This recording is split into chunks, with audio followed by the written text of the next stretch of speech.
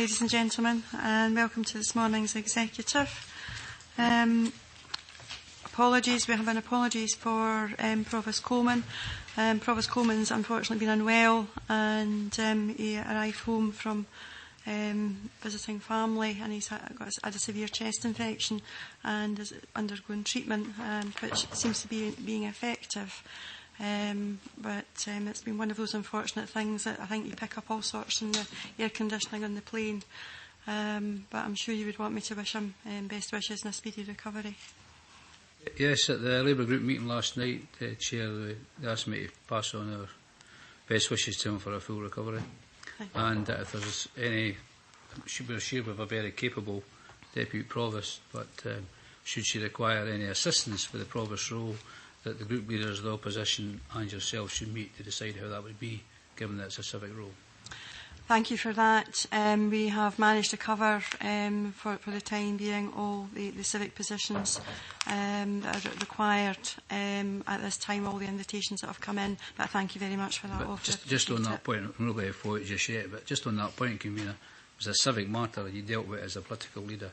You dealt with it well enough, that's fine. What we're saying is, civic matter, Deputy Provost can arrange it. If you just discuss it with all members, I'll appreciate that. Certainly, I'm more than capable of managing the commitments that we have. And I take that you're not going to consult other members, and that's basically what you're saying. In the event of I have difficulties, I will seek to contact the other group leaders covering it. But as it's not an item that's on the agenda, I'm not going to protract this discussion any further, Mr. Goldie.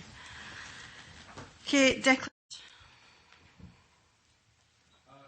one declaration of interest that I'll make it at the time in relation to your own particular achievements list, Convener. Okay, thank you. Move to the minute. We move that as a true record. Convener.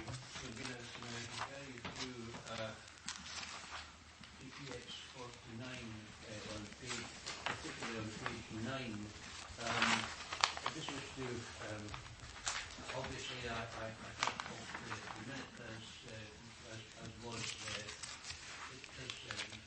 it does actually state what was decided by way of the amendment.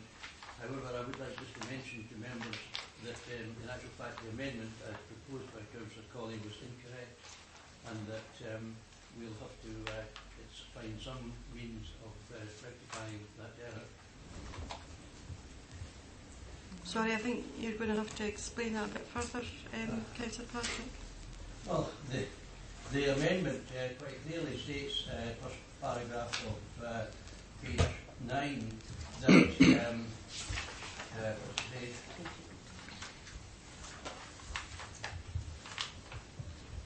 talks about the, yes, it says here that it understands that when an asset such as the Bunnybridge Hospital is sold, any profit from the sale is kept by the NHS board, in this case NHS Forth Valley.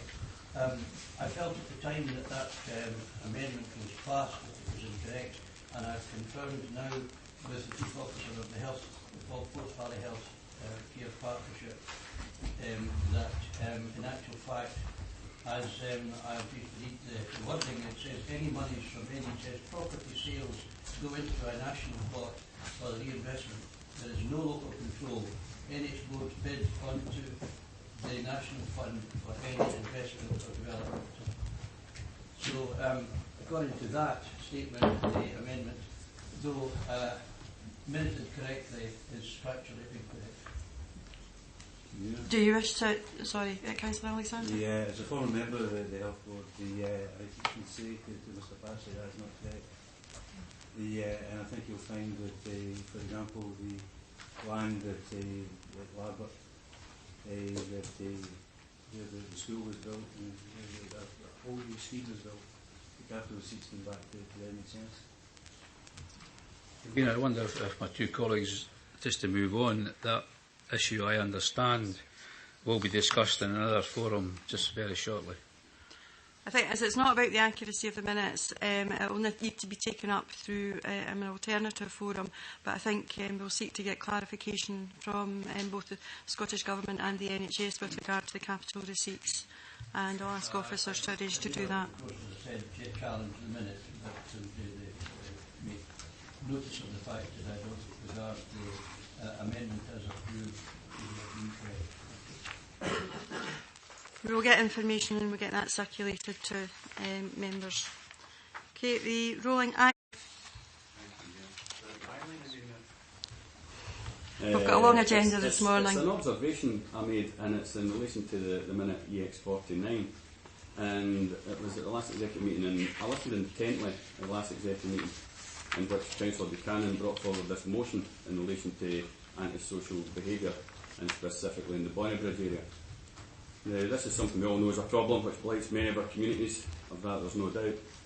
I was invited along last week, partly due to Councillor Coleman's absence due to ill health, which we've already said we wish him a speedy recovery. And I attended the Bonnybridge Community Council meeting arranged with the specific intention of addressing the antisocial behaviour within the town. This meeting was attended by over 70 concerned residents, officers from Falkirk Council Housing, Conflict Resolution, Children's Services, Community Safety Team, 2 officers for the police, and Councillor David Grant, who I believe handed out some leaflets to get this meeting on the go as well. Now, having read this motion again and read an article in the Falkirk Herald where he waxes lyrical about this issue, I was surprised Councillor Buchanan was not present, and even more concerned that he had not even replied to Bonnybridge Community Council's emails inviting him to attend. I wonder if the Falkirk Herald will maybe report that absence. And if they want, there's a Community Council meeting looking at this issue on one of the agenda tonight in Bonnybridge if they want to. Councillor Gardner, it's the accuracy of the minutes that we're discussing. I'm sorry. Okay, we move on to the rolling action. The papers, there was an error in the papers that were originally sent, and you've been provided with the update. I think it was just an old version that had been put in that hadn't been amended, but the paper version that's been circulated is the most up to date.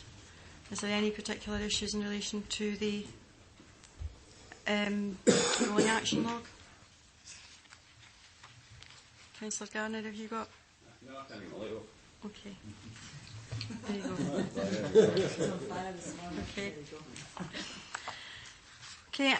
Item 5, the referral from the Joint Consultant of policy updates, all of which were approved without division at JICC. Are we happy to approve? Okay, thank you.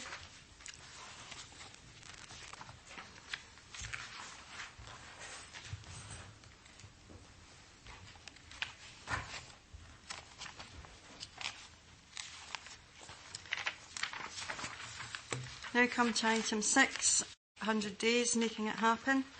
This was a request as a result of a motion which was referred from Council to the Executive. It details the actions and policy initiatives that the Administration have carried out within the first few months of having taken up our positions and sets the direction for the future. The breadth of the areas involved demonstrates what a busy period it's been, with some significant policy areas being driven forward, enabling and affecting better outcomes for the people of Falkirk, some of which have been lacking in leadership previously and the commitment to drive them forward. It would, however, have been very easy for us to come in and have unpicked everything that had done by the previous administration.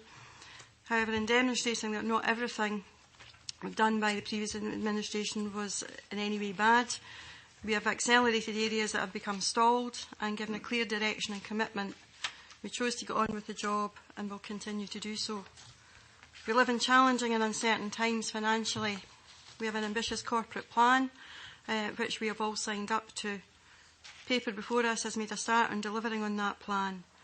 We all have a desire to deliver the best possible services, and I would therefore encourage others to work with us to continue to build on what I believe is a good solid start to this Council in its new term and deliver for the people of Falkirk. I commend the report to the Executive.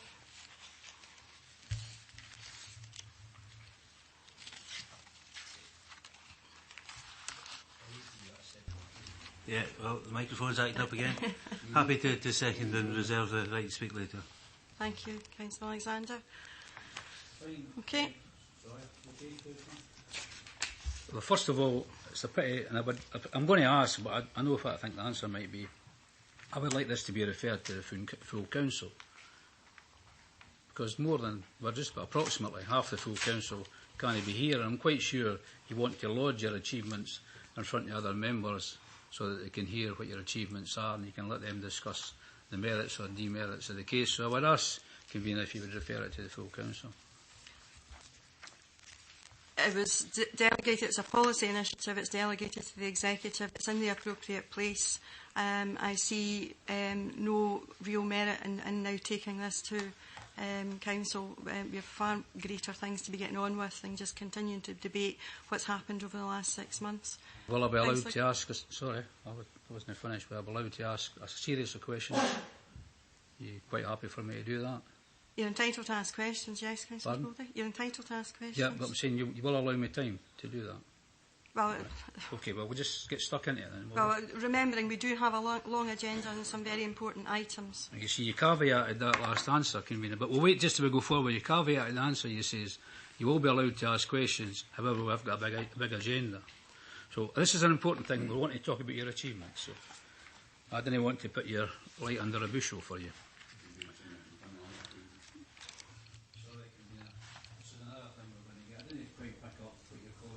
He asked if I would turn his light off because the microphones are playing up. Okay, my apologies to Councillor Gardner. Right, here we go then. It's okay. So your first point is in 3.1 about the referendum that took place and how bad that's made things. Really, a UK-wide referendum took place, and the democratic will of the British people was that we leave Europe.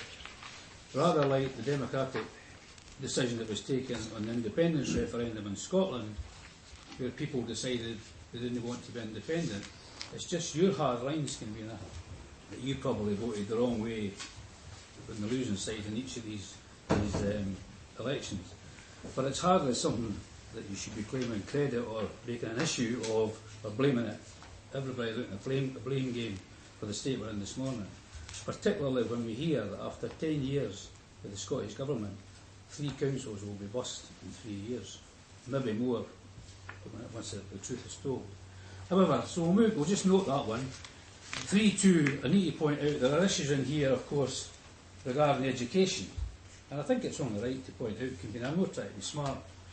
Councillor Goldie, did you have a question?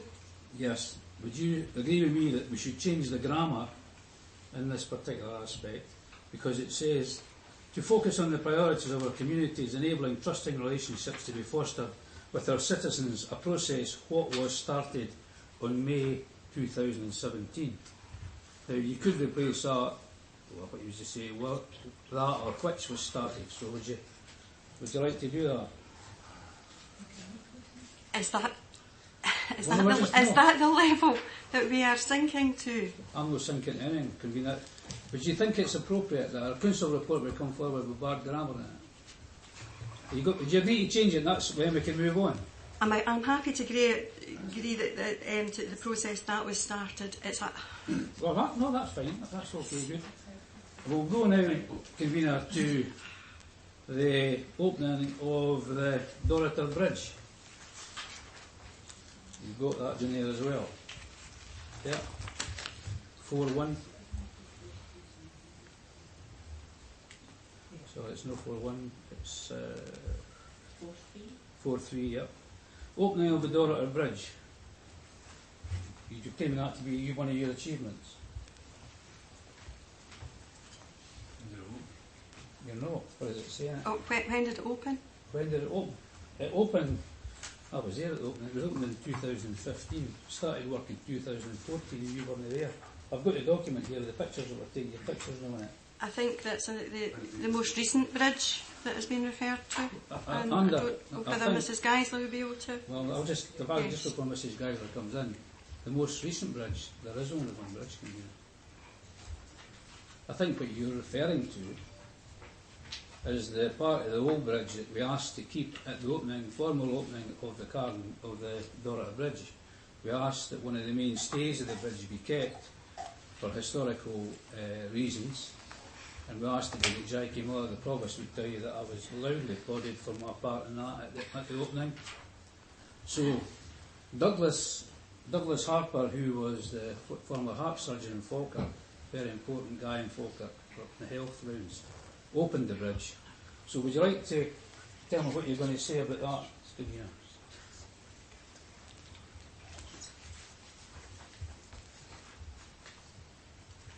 Is that an achievement of yours, they opened the Dorothy Bridge? Mrs. Geisler? The information I have here is that the bridge was opened on the 20th of October 2017. It's the new bridge issue. Thank you. Thank you. Oh, no, I'm sorry. You need to have a recess if that's the case. And can I give you this document here? I do remember that document and that occasion that you're referring to. That was the opening of the bridge. It was opened by Douglas Harper. Ian Scott, the local historian, spoke. Provost Reid was there. Now, you really, I'll be somewhat astonished if the Director of Strategic Services isn't aware of when that bridge was opened. Because, convener, more importantly, communities across the Carn put a lot of work into that. As did our place, Carman, and that's where I declare interest. So you need to tell us what you're going to do about that. Are you just going to withdraw the claim? That's the easy way to do it. There's only one bridge. Sorry, the bridge, as the Director has said, was opened in October 2017. No, I'm sorry, I can't. We need a recess. And I don't see that there's any requirement for a recess on this. If you have further questions, perhaps it can be discussed out with this forum. I've got a whole list of questions in the same vein where you're claiming you did things you didn't do. This is a very important situation here, Convener. I would stress to you that you take advice in your best interests. You are saying, mind you, you're taking an officer's recommendation, a statement for an officer. I would suggest that at this very early stage in the proceedings, that allow us to have a recess. And I'll give you this documentation and allow the Director to go and check it out. How would that do? Convener, can I ask, is it not more important that we look forward rather than backwards? Absolutely. Well, 100%. No, Convener, you really have to allow us a recess. This is the first question we've asked, and there are a whole series of them. And perhaps if you'd chosen to provide those in writing beforehand, this could have been... The statement you have made is false. It's not accurate. It's just totally untrue. So I suggest it's in your best interest to allow us a recess. There's the document. Happy to go. You've got a whole battery of officers here. Somebody should be out there and phoning Kapka and Ian Scott and saying, well, if you didn't believe me, you didn't believe the book. Are you actually suggesting there's two bridges down there? Can I suggest to Mr. Goldie that he asks these questions and at the end of the process that he decides whether or not he wants a recess or not. I can see us having a recess. Absolutely. Can you continue to answer your questions, Councillor Goldie? I want a recess just now, because if you didn't give me a recess, this is a total sham. I think you have to be careful on what you're doing here by the way that you're approaching this with your questions. Happy to answer questions, factual questions. You're not happy, you're not there. We have. That's a factual question. The answer has been given. There was an official opening. We need to get legal advice, so we'll take a recess. We need legal advice. The official opening October. I've not agreed to a recess, Councillor. What are you saying? Provost Coleman was there at the official opening in October. He was in the photograph. Convener, look, I'm trying to help you. I'm trying to assist you. Former Provost Reid sitting there. We were there. Provost Coleman and your colleague Councillor Colley were there when we opened the historical part. The bridge was opened in 2015 and the first span went across in 2014. Okay. All I'm asking you today is accept that. Will you continue with your questions, Councillor Goldie? Well, I do get legal advice on that. I'm not prepared to sit and you promote something that's not true. I've proved to you that it's not true. If you've got further questions on this item, can I ask you to ask your questions, please? Well, can we further record say that the claim you've made concerning the Dorothy Bridge is completely untrue? That's for the record. Okay? You'll answer that at the end of the meeting, will you? Yeah? Okay then, here we go. Marketed the Falkirk Gateway development opportunity. Could I ask Mrs. Geisler, am I right in saying that the marketing started in 2016 and that the signage was changed in 2016 on the Falkirk Gateway development opportunity? There was those things that happened. Yes, this refers to the formal marketing launch, which happened relatively recently and was covered quite extensively in the press. Yeah. But the statement is marketed the Falkirk Gateway development opportunity. Fine. It depends really what people see as an achievement. If we go now, we'll go to Carn Grange School. What's your comment on that, Mrs. Michael John? There's a new Carn Grange school opened in August this year. Yeah, you opened it. What was the alternative? The school was built. What was the alternative? But I mean, I understand one thing. People have got different levels of achievement and take great pride in their achievement. Would you agree with me the achievement was building the school? The achievement was building the school, but I have to say that there was a significant input, certainly from the members of the administration now, and indeed those that were very much heavily involved during the process and the design. And had it not been for some of those particular individuals, there's features that would not have been within that school. Yeah, but you agreed, you're right, the achievement was building the school. That's what you say, so we'll move on for that. Councillor Goldie, if you do remember what I said in the beginning, I said that we could have unpicked everything that the previous administration had done, but we didn't. We didn't say that everything had been bad. I see no benefit in looking backwards. But to do that, you need to knock the school down. I mean, the school was built. You're saying we're going to unpick it. What were you going to do? You turned up and you opened the school, and that's your achievement. The accuracy of the comment that's in the papers can't be challenged. And I think if there's credit to be got, then fine. The previous administration deserve credit for it, as do the Scottish Government. Yep, provided 50% of funding.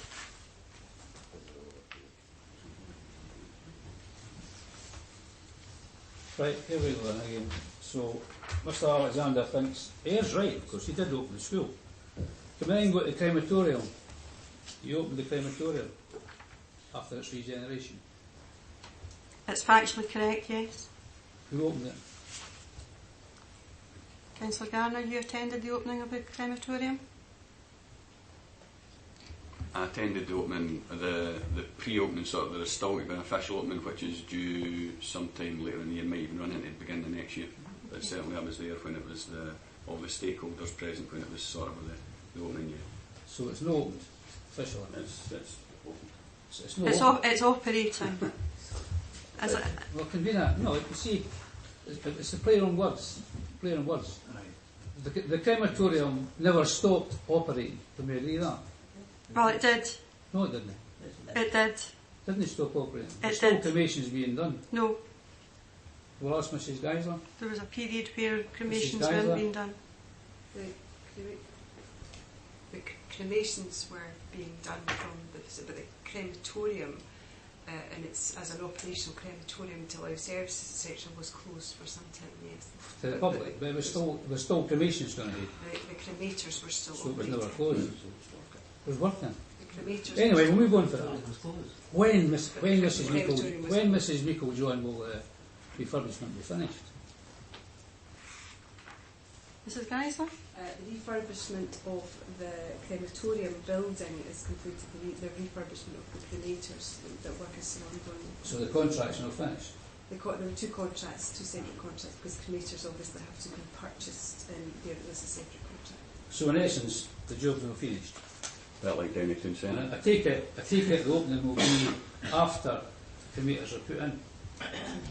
Sorry, I can't get my micro. I can't get mine to work. So the official would be at an appropriate time to make sure that there's no impingement on the operations itself. So we'll just pick up the time to do that. Okay, so for the record, it's not been opened yet. You just said you attended the opening, you didn't attend the opening. I never said I attended the No, opening. you didn't say you did. You said Mr. Gardner. Ready? Commenced the 1.8 million public realm works to regenerate the historic core of Falkirk Town Centre via the Townscape Heritage Initiative. Could Mrs Gowser confirm that was an add-on to the 5 million that we did? The entire THI project, obviously works started on that some time ago. The steeple work was completed. What we're referring to here is the public realm works that were part of that project. 4.4, our area will be a fairer and more equal place to live. Establishment of Fairer Falkirk Partnership. Can we agree that the first meeting of that was held on the 3rd of May 2017? So you're claiming that, and that was the day before the election. The bid was only recently awarded. When was it awarded? You said you've established it. The meeting was held before you were in power. The bid was only one recently, therefore the project's only become established. So you're no allowing for the work that was done beforehand. Move to hub and spoke model across the council area. That's fairly topical at the minute. Rollout to the west and central was approved by the executive in September 2017. Launch market testing for Falkirk Town Centre regeneration, June 2017.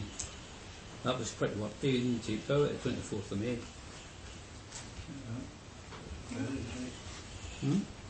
Helped establish the National Business Loans Scotland Agency and issued the first award of 100k to a local company creating 35 jobs. That went to the executive in February 2016. Claiming the credit for that? Convener, I don't think anyone's claiming the credit for anything. If you actually read Mr Goldie's motion, he asked what was done in the first 100 days. The paper says these are your achievements. You're claiming the credit for it. If you claim it's your achievement, then you're claiming the credit for it. You're claiming the credit for things that you've not done.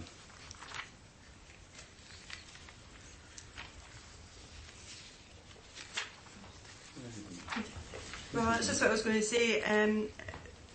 3.4, we note below some of the key things that have taken place since May to deliver our priorities, outcomes and transformation.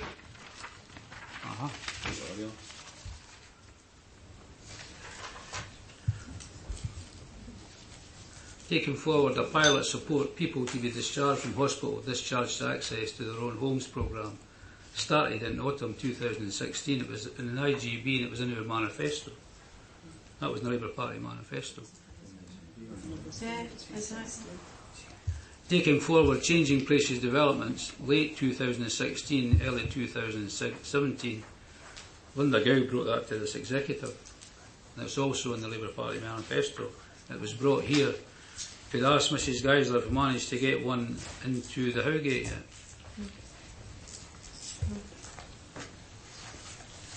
No, there's no, the Howgate opportunity didn't prove to be viable. There's currently options being pursued in the east and west and central, and we're also going to try and identify an appropriate location within the west of the council area. That project's been led by Joe McElroy. So since 2016, when that was moved, funding was put forward for it, you've still not managed to do it yet. The other thing was Council of the Future. You're claiming the credit for the Council of the Future. The Council of the Future, I've got the minutes here of a meeting in December 2016 when you moved the motion and it was seconded, which would have delayed the Council of the Future. What's your comment on that? My comment on that, Councillor Goldie, is since we have come into administration, we have grasped the nettle with regard to Council of the Future and the transformation agenda.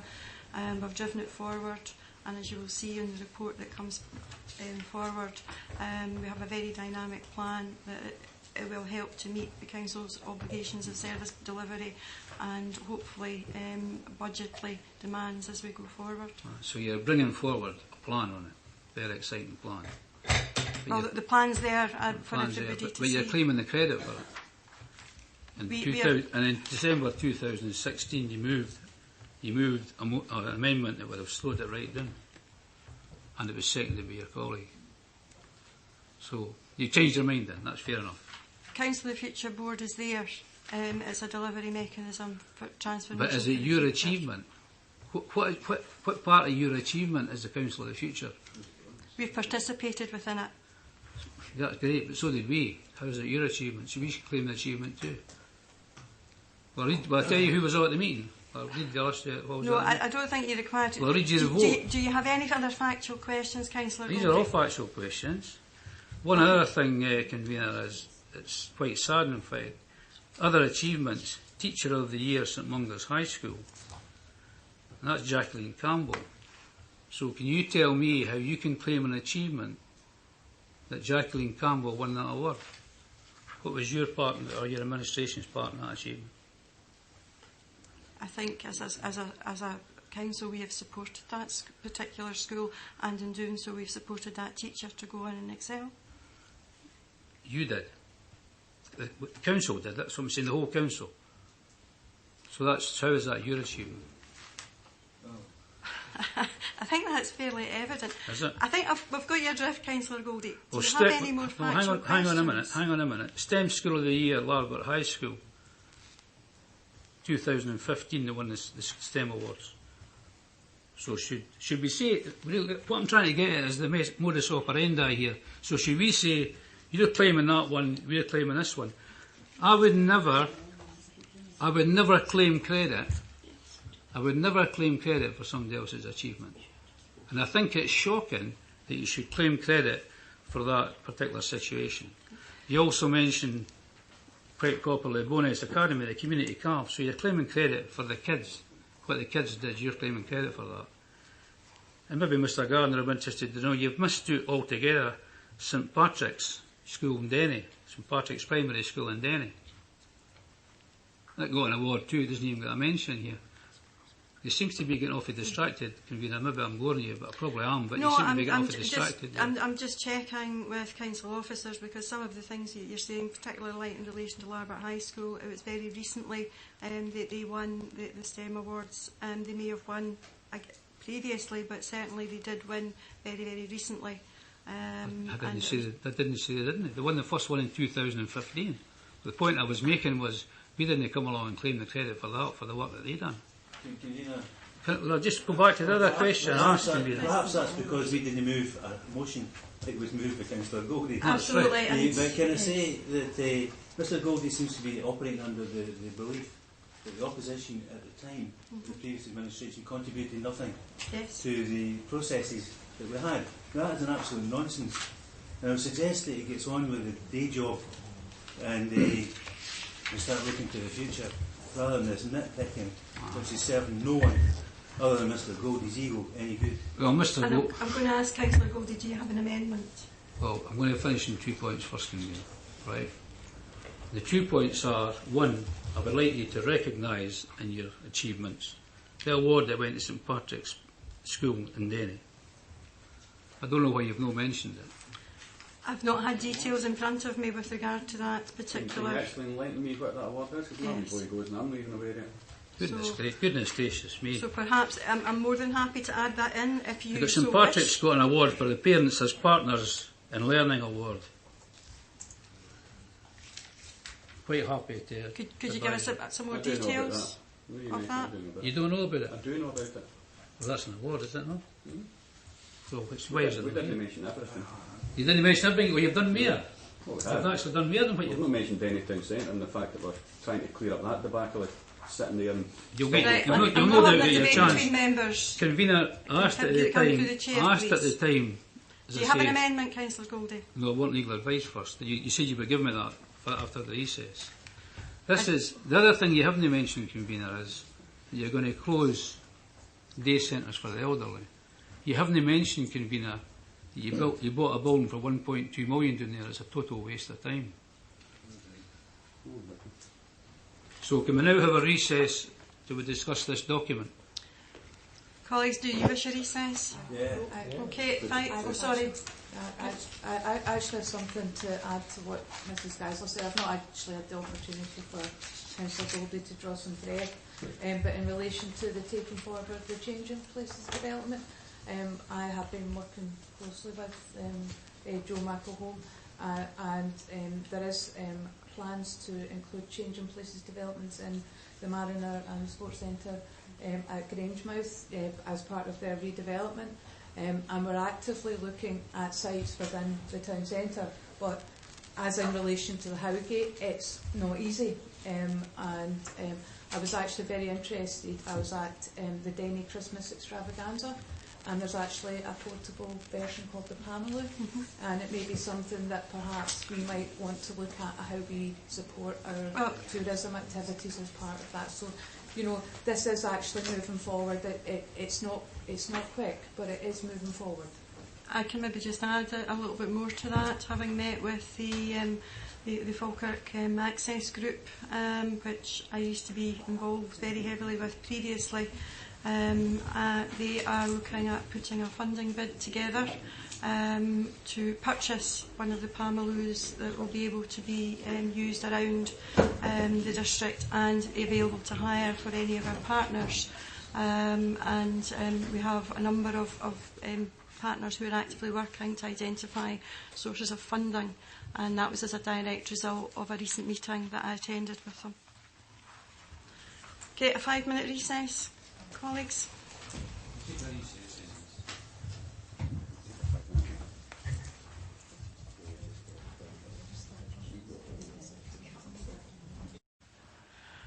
Councillor Gorey? Yeah, Convener, we have concerns about the inaccuracies in this document. Some of them glaring, some of them not so glaring. We accept the fact that some people will take achievements and have different levels of achievement, and we fully accept that. However, there are one or two issues. I mean, Arnottdale itself, Arnottdale was opened and the money was put forward, the repair was started before you took power. The latest phase of the TAFI was granted before you took power up the Toon, but we'll deal with that later. We will be writing to you, and we will be writing to officers. So there are significant inaccuracies in the report, and we would ask for it to be withdrawn and checked by officers as to the authenticity of the claims made in the report. Once this has been completed, a further report should go to the full council so that all elected members are given the chance to scrutinise its content. I would move that. I'm happy to second that, Convener. Thank you, Councillor Gorey. I stand by the report. The report was, had we anticipated that you were going to look at the minutiae of the detail, then we would have been able to provide very pedantic information around that. We felt it was far more important to recognise where we had a standing start from and to move forward. I would have actually thought you would have welcomed the collaborative approach and recognising that the part of the work that's been done in some of these particular areas had indeed started by the previous administration and could have shared in the achievements and the progress that had been made. I am concerned that we could be spending an awful lot of time just looking backwards when we need to be looking forward at this very important time. I therefore stand by the report. It's a mark in time, and I think we need to move forward. I therefore appreciate that you have an amendment, but I would move this as a motion and ask the Executive to accept. That was seconded by Councillor Alexander at the start of the debate. So we... does anybody wish to make a contribution? Yes, we do. I don't think I've ever seen anything like this. If you have a motion asking to outline what's occurred within the 100-day period of an administration, there's going to be an overlap. Of course there's going to be an overlap. Everyone understands that, apart from the Labour group. What I don't understand is the belief that members can't contribute anything unless they're in administration, because the inconsistency in the approach is there for everyone to see. Now, far be it from me to quote a former provost, but I did recall a provost saying, a ruling on one occasion, that a motion doesn't have to be accurate to be competent. Now, I'm certainly not saying that this paper is either inaccurate or incompetent. I'm not saying that at all. But Mr Goldie should perhaps consult his own colleagues with regards to rulings that they've made before he starts accusing others of making the same rulings. The bottom line is that the last administration had achievements. They also had some decisions taken which were, to say the least, questionable, particularly in the first 100 days. Because if we remember the first 100 days in 2007, we saw the My Futures in Falkirk put on hold for a year. Now, we could have done something similar, put everything on hold for a year, but we didn't. We chose to continue. And we chose to continue partly because of the example that was set in 2007. Because to cancel effectively programmes and projects, put on cold storage, an action plan which was described by the Labour leader in the Parliament at the time as the most ambitious action plan she'd seen from her local authority for regeneration. The year before the whole property market went bust, it tells its own story. We also had the example of the £3 million or up to £3 million lotteries cheque, Sports Scotland and the lotteries with regards to the indoor soccer centre, which was cancelled, and the money sent back, or the promise of the money sent back to Sports Scotland by the previous administration. So there were decisions taken which were at the time under scrutiny and questionable, that have shown in the time that's elapsed since to be very relevant in terms of the concerns we had. Now, we could go on all afternoon comparing notes with each other's administration. That doesn't get us anywhere. The fact is that this is the most difficult time local authorities have ever faced because of the austerity cuts. And Mr Goldie may think we voted in the wrong way at the referendums, but I would argue that we voted the correct way for Scotland and for this local authority in the referendums. But the bottom line is that we're charged with the responsibility to move this authority forward at a time of austerity, at a time when we've seen £3 billion cut from the Scottish budget since this government came to power. We've seen a further £1.2 billion to be cut this year, and we have very much the austerity being forced upon us. Now, we can either tackle that together, or we can snipe from the sidelines that this motion has brought. And I would certainly like to work together to protect as many services as we possibly can, protect the most vulnerable within our community. And there will be a debate on care homes, daycare facilities.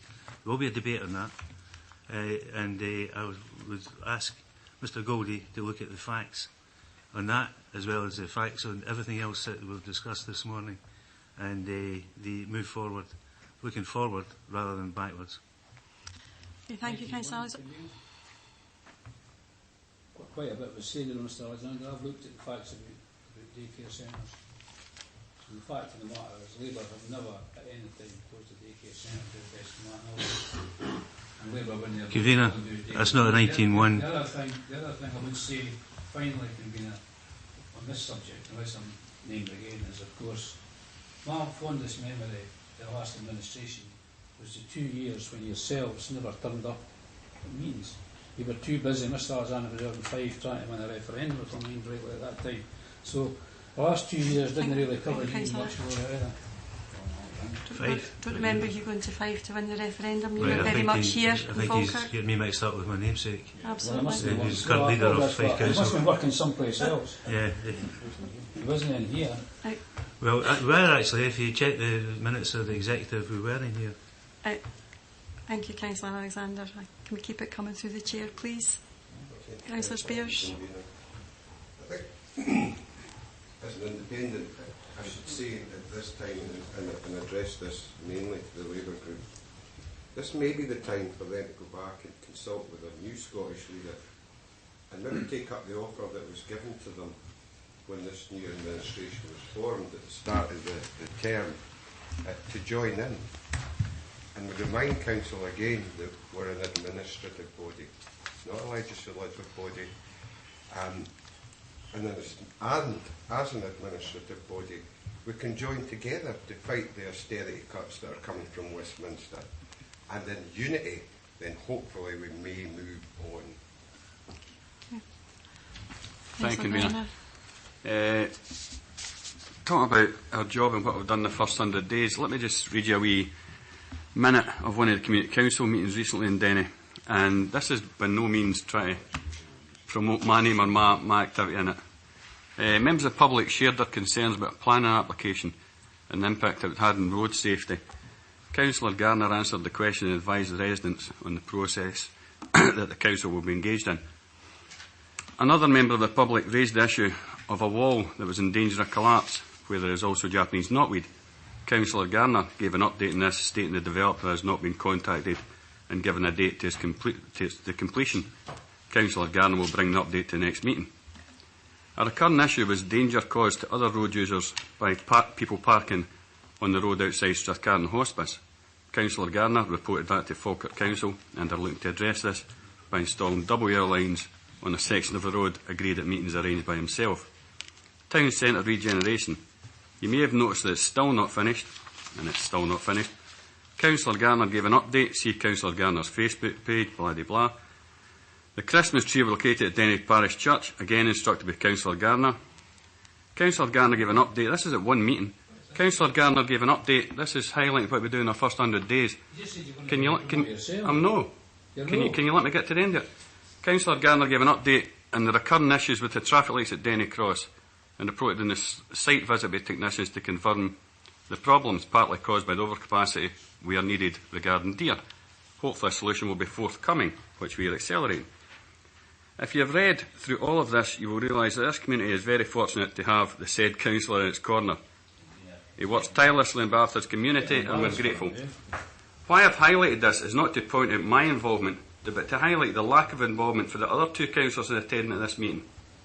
They were asked to contribute and one replied with something along the lines of, "No, I think Councillor Garner has pretty much covered everything."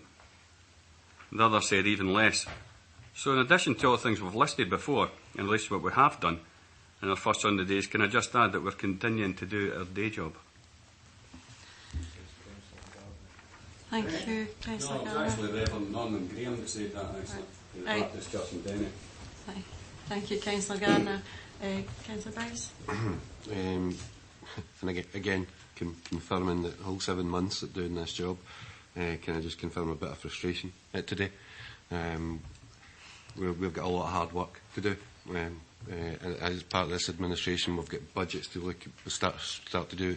We hear there's various items on this executive agenda we've got to do, and we've spent a ridiculous amount of time on something which really is almost irrelevant. I know it was asked for, it was given.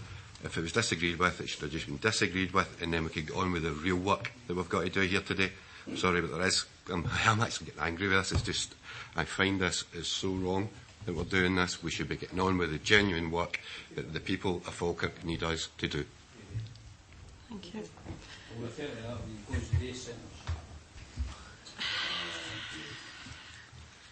We will deal with that in another time, in another forum. Just before we move to the vote, that just to remind members round the table that we are in danger of taking what is a very positive message to our communities and to our constituents, all of us today, and where we are currently with a council, turning that into a negative. The public don't see us out there as anything other than the council as a corporate body, as one council. They don't necessarily see us as individual politicians.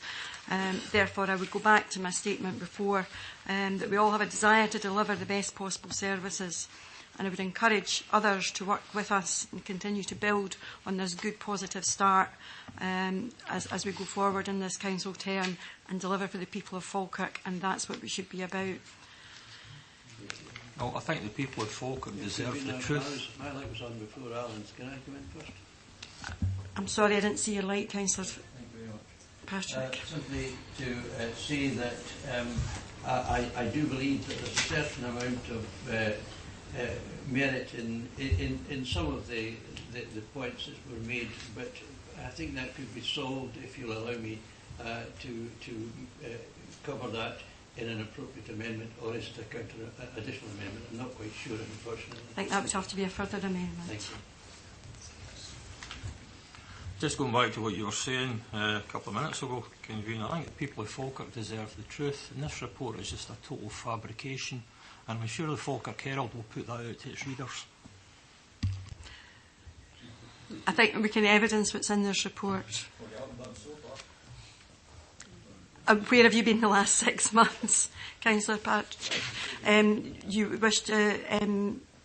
you've given notice. We move to the vote first and then... Yes, thank you, Convener. The motion consists of the recommendations in the report, and that's moved by you and seconded by Councillor Alexander. Councillor Goldie has moved an amendment which is seconded by Councillor Nimmo, which Councillor Goldie has stated to the Executive, and I'll repeat if members need it to be repeated. Otherwise, I'll move to the vote. Councillor Alexander. Motion. Councillor Bowes. Motion. Councillor Colley. Motion. Councillor Garner. Motion. Councillor Goldie. Amendment. Councillor Hughes. Motion. Councillor Meiklejohn. Motion. Councillor McHugh. Motion. Councillor Nimmo. Amendment. Councillor Patrick. Abstain. Councillor Spears. Motion.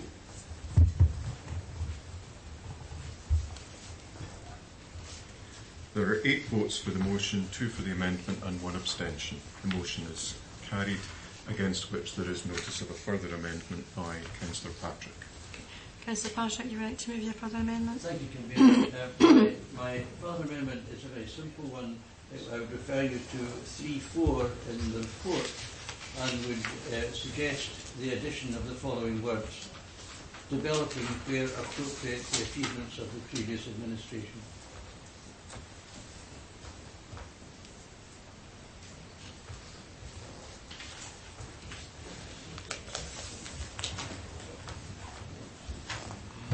I'm not sure that's a particularly appropriate in the context of the statement that's there, but I'm happy to second the further amendment. I think that the statement itself recognises that these are some of the key things that have been taking place since May to deliver on what was agreed, our priorities, outcomes and transformation, that links to our corporate plan, as I previously indicated, which we all signed up to, our corporate plan. Therefore, it's inherent that it's not just the achievements of the administration, but the achievements of the council. In fact, it's the key things. It's not actually, it indicates achievements. So I'm moved to the vote. I wonder, Convener, if I could just briefly clarify. The amendment, as I understand it, is to add to the words developing the achievements of the previous administration, and those would be added, I think, to the decision rather than the 3.4. Where appropriate. Oh, right, okay, as opposed to the recommendation report. Well, I understood it was section 3.4 you wish to amend. Addition to 3.4. So to change the wording of the report and then to note, your motion is to note the report, would be, if that was accepted, it would be subject to that addition. Thank you very much. I'm grateful to the Chief Executive for clarification. Councillor Alexander. For the motion. Councillor Bowes. Motion. Councillor Colley. Motion. Councillor Garner. Motion. Councillor Goldie. Amendment, or further amendment. Councillor Hughes. Motion. Councillor Meikle-John. Motion. Councillor McHugh. Motion. Councillor Nimmo. Amendment. Councillor Patrick. The amendment. Councillor Spears. Motion. There are 8 votes for the motion, there are 3 votes for the amendment, and the motion is carried. Okay, thank you, colleagues. Move on to council elections update. Colin, you're going to take this? Yes, thank you, Convener. This is a report which comes every 4 years to this committee or to its predecessors and follows on from the process of nomination to our community councils. And the report provides you with the information on the outcome of the nomination process and asks for decisions on how you wish to proceed in the case of those community councils where there have been insufficient nominations for the community councils to become established. The community councils broadly fit into 3 groups. There are those where there are nominations which are sufficient to establish the community council, and those are set out in paragraph 4.2 of the report, which are Bowness, Denny and Maddiston. And in fact, there are more than sufficient nominations for Bowness, and an election is currently taking place by postal ballot for the Bowness Community Council. Moving on to 4.4, there are also a number of community councils where there are not sufficient to form the community council, but there would be if the executive agrees that the community council can form. There will be an opportunity for the community council to co-opt additional members to make up the numbers.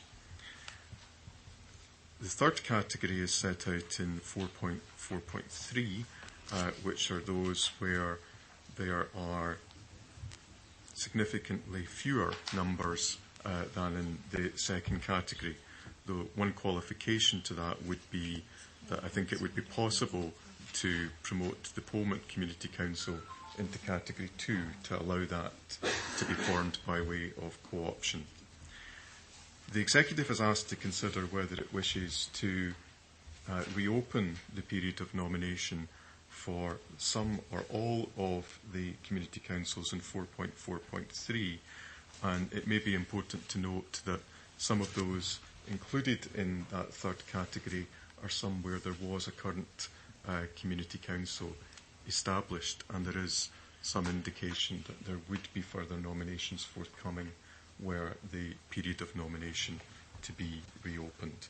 So those are the matters on which the Executive is asked to give its decision today. Thank you, Colin. Obviously, with more and more looking at participatory budgeting and indeed encouraging communities to be more self-sufficient, community councils have a key role to play within that. So they are also a statutory organisation. I therefore move the recommendations as in 2.1, note the outcome of the nomination process, agree that the community councils referred to in 4.2 actually go ahead and be allowed to form as of the 14th of December. Those that are just falling short, I would agree that they should be allowed to go ahead and form and indeed be able to co-opt to fill those particular places. In relation to those where we have fallen well short or there is no nominations, I think that some of the issues are around the timescales and the very short nomination process and the lack of publicity, that we didn't have an opportunity to have a good run-in time to publicise the community council elections. So certainly I would be happy to move that we extend the nomination times, particularly to those where there was community councils previously formed, and go out to seek further nominations to see if there is potential there, because I know that there's 1 or 2 that didn't make the deadline, and that's why there was no nominations brought forward. And again, obviously the deferred process to be brought back to the next meeting. I'm happy to move that with regard to the community councils. Councillor Garner. Also, just to highlight the fact there that Councillor Meek was going to say, there's one of the community councils I have in my area is Banknock, Hags and Longcroft, and I've got a message there for the secretary saying Banknock, Hags and Longcroft will not fold. There's too much happening in our area for there not to be a community council, and I'm sure there's enough local support to keep it going. That is a very active community council too, one that should be kept going, especially in light of what the Councillor Meek was going to say. So I'm happy to support it. Okay, Councillor Nimmo. Convener, if I could just ask a quick question. In the table at 3.1, the red in your head, Wallace Stone, there's 0 nominations for 6 places. But if you look across the page at 4.4.3, for the same community council, there's 1 nomination, but there is a 6 at the start. I can't find any explanation. It's in the next paragraph, Councillor, paragraph 4.4. It says a late application was received for Redmond. All right, I apologise. Yeah. No, not at all. Okay. Is that everything, Councillor Nimmo? Yeah. Councillor Rice. I was at Larbock, Stenhouse, Muir, Torwoods Community Council last night, which obviously got 2 for 11. Since that election's happened, they've now had expressions of interest for people of up to 18, which is, I understand, good news for some people that might end up having to get a ballot.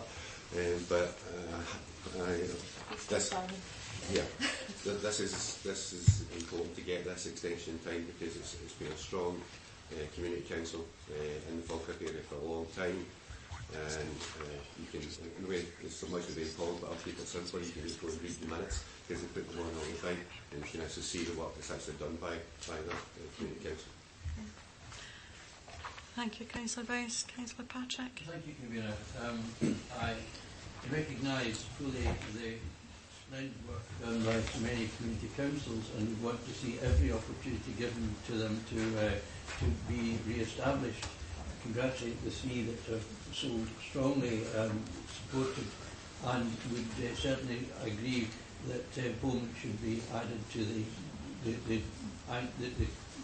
441. However, I do believe that some time limit should be put into the report, and that the recommendation, which I would strongly support, that every opportunity be given to these community councils to continue in the hope that they will actually make up the 2/3, etc. that is missing. I do believe that we should perhaps, in making that recommendation, put a time scale on it, and would ask if you have any suggestions. End of January, for example, rather than simply leaving it open. Thank you for that, Councillor Patrick. There would be a time scale once the nomination process starts again. I'll just ask Mr Moody if he can maybe detail what would be the process. If the Executive agrees to reopen the nomination period, the suggestion in the report at 4.4.5 is that it be opened until the 18th of December 2017. I think Councillor Patrick is maybe making a different point though in relation to the second group, where the community council is allowed to form, and whether there should be a timescale added to that on when the co-options should take place. I would want to give them every encouragement, but still having some timescale put onto the process. And I think the suggestion is to the end of January, which may be reasonable. Okay, I'm happy to accept that. But I would seek clarity from members on... Oh, sorry, Councillor McHugh. I would just like to highlight that the Redden Muirhead and Wollaston Community Council is also a very active council, and although there's been a bit of change because some people are tired because they are so active in the community, they have been out leafleting doors and encouraging others to take up the places within the council, and they're hoping to bring forward more nominations. Okay, thank you for that. Just in relation to the community councils where the number of nominations is fewer than 2/3. Some of them haven't had a community council in that area for some time. I'm seek members' views on whether or not that nomination process is restricted to those that have been formed previously as community councils, or it goes out to all of those in seeking to establish a community council. Councillor Goldie. Well, just looking at your achievements here, Convener, and your achievement says launched, started community council elections process. Now you're saying that unfortunately you think you've not had enough time to do that, but that's just a by the by, you know, it's just no time to get into it, but you're claiming it as an achievement. The problem with community councils is probably that they feel really hard done by. They feel that they don't get enough money, they haven't got enough empowerment. This is hearsay. Sorry? I haven't interrupted any of your colleagues. Sorry. I just a bit of clarification. Well, we'll let Councillor Goldie finish and we'll come back. That's fine. Thanks very much. So, community councils, I feel, in my understanding from talking to people who are on community councils, is that they really feel that they've not got really any powers, they haven't got enough money, they haven't got enough feedback from us and assistance from councils to make them really do the job that they want to do. In fact, just on that particular point, in 2011 the SNP's manifesto said, commitment, we want to give Scotland's community councils greater relevance and more opportunities to make a difference for the areas they represent. Following on from that, a short-life working group was established to consult on the future community councils. This working group recommended devolvement of further powers and examination of whether budgets could be handled locally, as is the case in Orkney. The Scottish Government did not act on the group's recommendations and nothing's been done about it since. So I just wonder, Convener, if we could maybe incorporate that and have a look at that and then go and consult the community councils and whether you want to put more money in it. My understanding from that consultation, the community councils themselves did not want to have to manage significant budgets, and they were content with their remit. That was something that I do remember carrying out locally, those particular discussions. Therefore, I think, you know, if we're going to do anything like that, we need to consult with the community councils and what they actually want. Well, just on that point, that was, maybe you didn't pick me up at the last point that I made to you on that before we go out again and re-advertise community councils, bearing in mind community councils come on every 4 years, that you could take these points on board that was in your manifesto in 2011 and add that to the consultation to the community councils. Think that would be an assistance to an offer of more help. I think that would create a bit of an equity within those that have already formed, but I'll take other views before. Okay, I've got Councillor McHugh, Councillor Spears and Councillor Alexander. I would just like to point out that I very much take my role in our community important, and we are the link between our community councils and our administration. And if we got more active, then maybe our community councils would be more active. I certainly am pushing forward and getting as active as possible within the absence, apart from, I don't want to go into any bickering, but within the absence of my colleagues in my area. Councillor Spears. Thank you, Councillor. But I can only say ditto because she said exactly what I was going to say myself.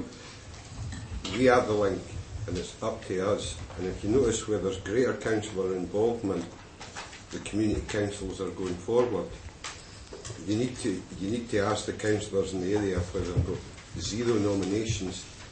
Have they had any involvement? Have they tried to push community councils? You know, it's partly our responsibility, and I think it was Lord Wheatley, the Wheatley Commission, that brought by statute community councils into being. And it is a link, and I find it a tremendous link because the information that passes both ways is mutually beneficial to me as an elected member, but also to them as community councillors. We should praise the work they've done because it's a lot of work to take on a voluntary basis, and we should get involved with our community councils. People here will know who goes and who doesn't go, and the areas that seem to be best represented are the ones where the councillors actually turn up and take part in the debates. Councillor Alexander. Convener, the community councils do play a valuable role, and you're correct, the consultation that took place confirmed that the community councils don't want the significant budget. By and large, obviously there will be exceptions, but they didn't want the responsibility of, we're talking at that point in time about 1% of the council budget. But, you know, it's easy to sit and say, let's just throw money at things, and it's a theme that's coming through loud and clear in terms of some of the recent debates that have occurred, that, you know, let's just throw money. We've heard about the cuts in the funding that emanate all the way down from ourselves to the Scottish Parliament to the Westminster. We've heard all about these, and yet we still get these. Just throw some money at it. No specific figures, just throw some money at it. That's not a responsible attitude to adopt at these times.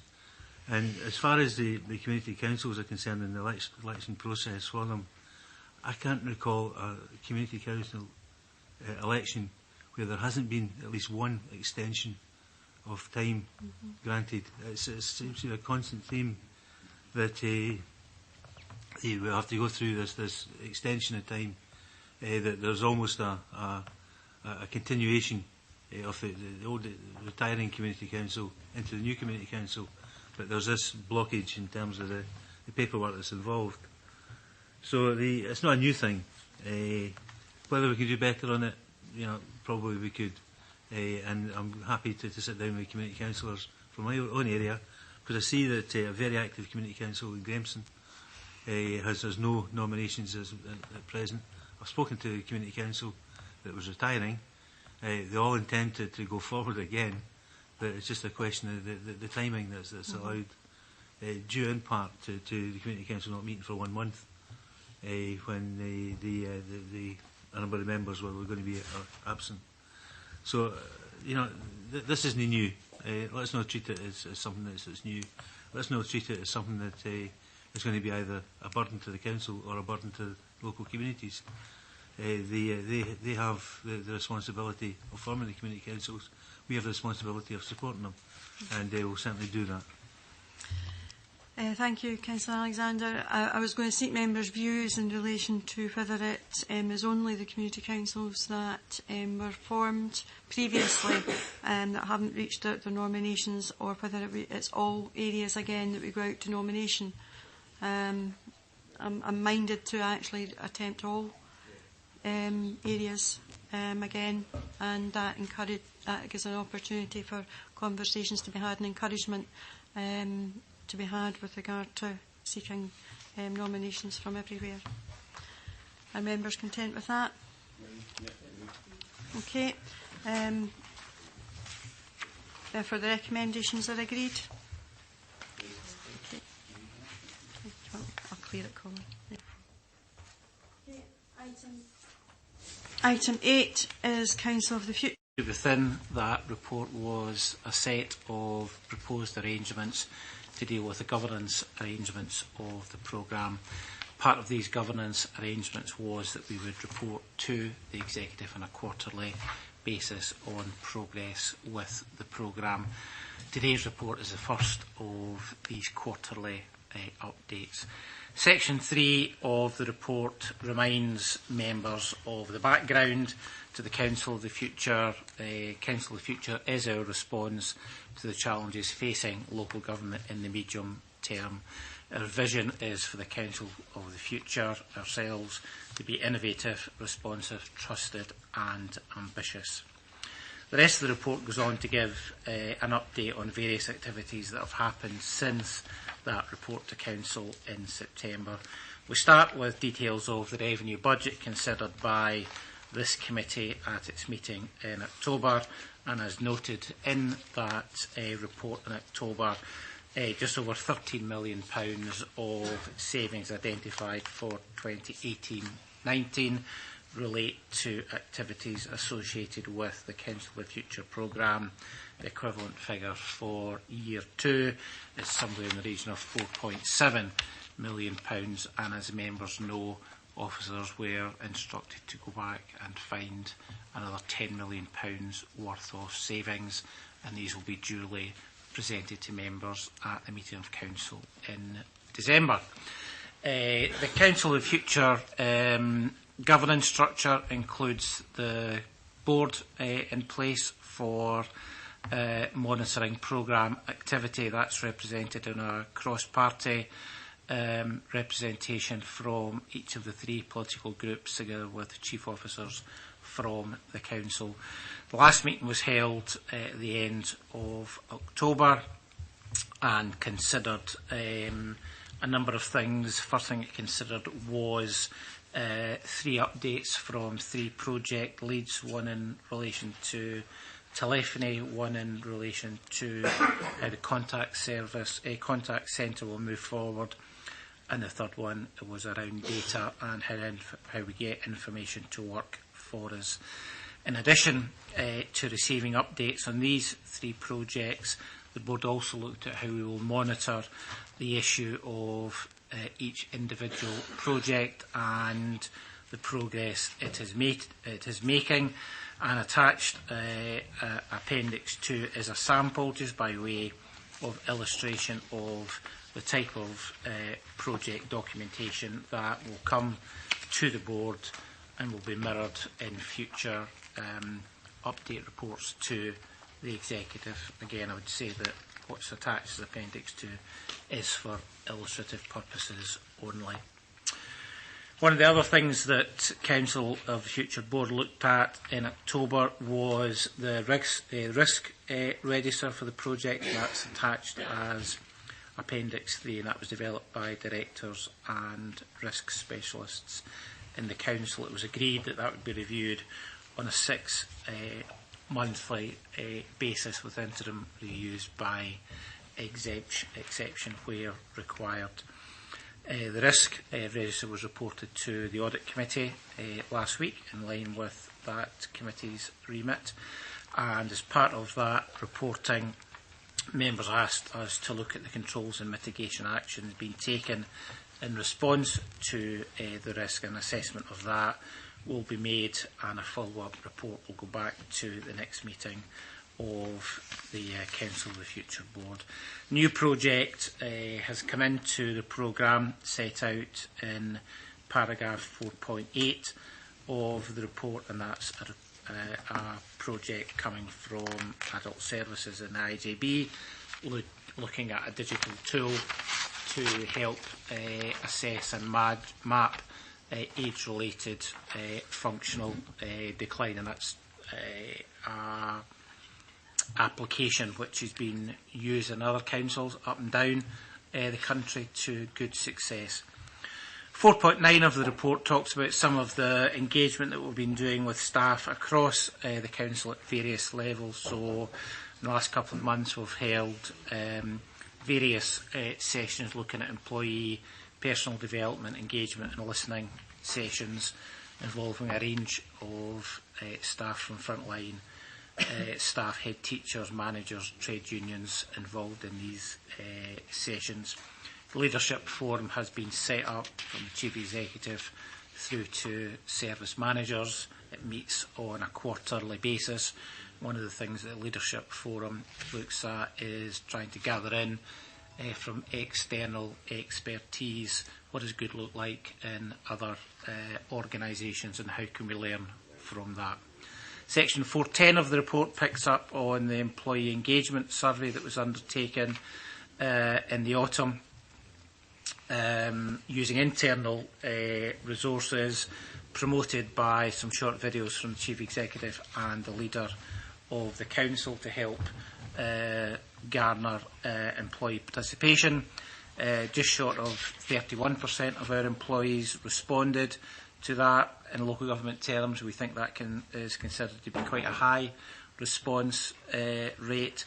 We agreed at the start of the process that the Council would make a £1 donation to Strathcarron Hospice for each completed return. So I'm pleased to say that at the end of October, a cheque for £2,500 was handed over to Strathcarron Hospice.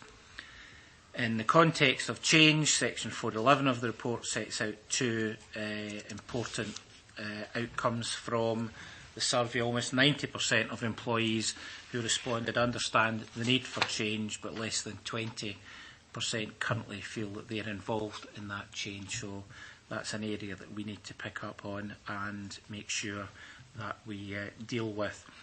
The information at the moment from the employee survey is at a council level. By the end of next month, we expect to have that at a service level, and we'll develop service-based action plans to support that. The final thing, Convener, I would highlight in the report is in section 6.2 of the report around resources. I'm pleased to say that our change manager is now with us on a permanent basis. She was previously with us on a secondment from the improvement service. The other programme management arrangements, i.e. the 3 officers that we have on temporary contracts, are still with us on temporary contracts. The recommendations, Convener, are set out in 6.2 of the report. Happy to answer questions. Thank you.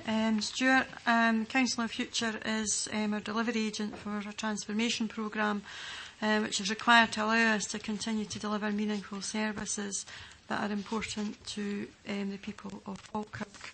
This particular board has been of much interest and scrutiny with regard to the auditors and the best value process, and they are continuing to monitor that very closely to ensure that we do deliver on this. Otherwise, we will not be able to deliver our budget savings in the future. Much of the projects that are coming forward are very, very positive. A lot of them come from the frontline staff who know our customers the best and know exactly what they particularly want and need from the services. And I think that's to be commended that they have engaged with this process and are working with us as one council to look at taking this forward. Can't do that without the support of members, and I think that that's really important that we have it across the political divide, as this is going to be the way that we actually transform our council and actually be able to continue to deliver for the future. So on that, I would move the recommendations in 2.1 to note the progress made in the Council of the Future programme of change, and that future quarterly updates will be provided. Councillor Gannon. Thank you. Is there any questions? Councillor Nimmo. Yeah, I've got a question in relation to 4.10, employee engagement survey. Stuart, were all employees signed up to this? Did they get the opportunity to respond to the survey? Yes, they did. Including mobile workers? Yes. Including mobile workers, yes. So how did they respond? Paper copies available as well as electronic. So what we did for things like BMD, things like roads, for social workers, we provided paper copies for them to complete. That was completed, and the information from that was then typed back into the system. How many employees as a council do we actually have? We're probably about 6 and a bit thousand, 6.5. Right, and you think 30.9% is a high turnout? Traditionally, that is when you look at what other councils have got. So well, I'm not bothered about other councils. I'm worried about this council and the turnout for this survey. I don't think that's high at all. Well, when we carried out our last survey, which was about 2014, 2015, we were significantly less than 30%. So one of the things, so we would look to carry this out on a biannual basis. One of our targets to do this is to get above 31% when we do this the next time. So more people responded than we thought would, based on our track record, based on what's happened in other councils. Can we get more? That's one of the objectives for when we do this in another couple of years' time, is to get more people engaged in this. Right. Do we engage with the local trade unions to try and promote this as well? We do indeed. And they're actively involved? They are indeed. Okay. There's been a number of briefings for the trade unions on Council of the Future as well. Okay, are we happy to agree? Okay, thank you. I'm sorry, Councillor Goldie. I was just going to commend you, Convener, and our staff. I would commend the fact that the report that we are consulting our staff. It's a very worrying time for our staff. The possibility, certainly no for our side, but the possibility that some of them will be facing compulsory redundancy, and that is a big issue, of course, especially when you've got 6,500 staff. So we'll be working with them and with yourselves to avoid as many or any compulsory redundancies as we can. Council of the Future is the way forward, and I would also commend the fact that Strathcarn Hospice got that sum of money, because no matter how you look at it anywhere, the problems that we're all facing, it needs all the money it can get, regretfully, to help people who need help most. I just say nobody is referred to compulsory redundancies. When you say you'll be doing that in the budget, we'll both agree that now then. I'll agree that we need compulsory redundancies for our side. Would you agree that, Mr. Well, I'll be interested to see your alternative budget. It'd be interesting. See, you made a statement. I'm asking you a question. Can you assure the workforce right now that there will be no compulsory redundancies? The SNP stands as no compulsory redundancies. So there will not be any? That'll do me, that'll take it, that's good enough. Sorry, Councillor Alexander, did you want to? No, it's okay. Okay, there you go. Right. Okay, we move on to item 9, taxi licence car hires. Who's calling? Sorry. Yes, thank you, Convener. This report raises a number of items associated with the licensing regime for taxis and private hire cars. And in part it's brought before you because of some recent changes in the legislative provisions. The first of those relates to the commencement of some aspects of the Equality Act of 2010, which allow local authorities that are licensing authorities for taxis and private hire cars to maintain a list of taxis and private hire cars which are wheelchair accessible vehicles. And the consequence of that is to reinforce the duties on drivers to ensure that they take any wheelchair that can go into the vehicle and assist the individual who is in the wheelchair. Those are already licensing conditions that we have in our own current licensing regime, but the Equality Act provisions would reinforce the obligations which are on the taxi drivers concerned, and the recommendation is that you maintain such a list under the 2010 Act. The second legislative change arises from the Air Weapons and Licensing Act, which amended the Civic Government Scotland Act to extend the ability of licensing authorities to require a knowledge test or other training requirements on private hire car drivers as well as on taxi drivers. And the recommendation is that the Executive consider that subject to consultation with the Taxi Forum, and I'll go on to say more about that later on. Part of the reason for that is that the distinction which has historically been between private hire cars and taxis is diminishing because of modern technology. And more people are able to access taxis either simply through phone calls on the phones which most people carry now, or through apps which are available on smartphones. So the distinction between being able to hail a taxi in the street or by rank and having to phone a private hire car is diminishing quite significantly. And the suggestion is that there would be merit in extending the knowledge test to private hire cars as well as to traditional taxis.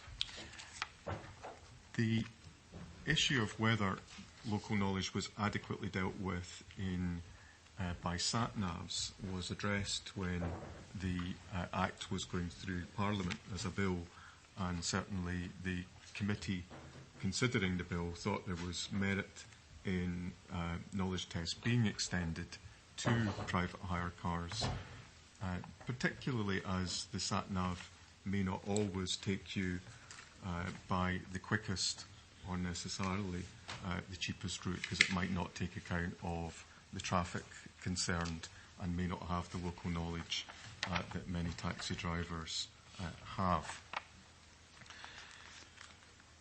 Those are the two legislative matters. There's an administrative change which is being proposed within the taxi and private hire car licensing operation, which is effectively to reverse some of the requirements which are placed on operators at the moment. And at present they are required to purchase their vehicle, to have it tested and effectively ready to be on the road before they submit their licence application.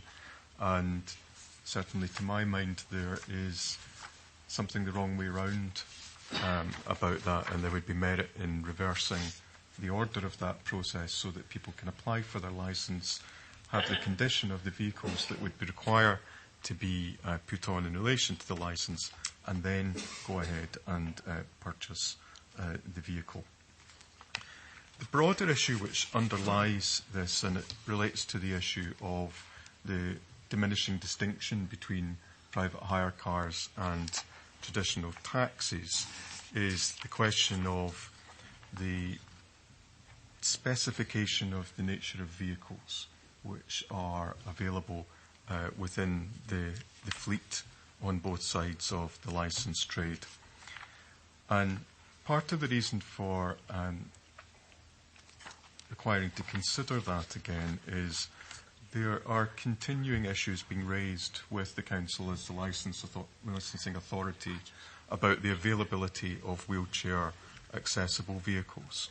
And there are figures provided within the report at 410 and 411 on the current position.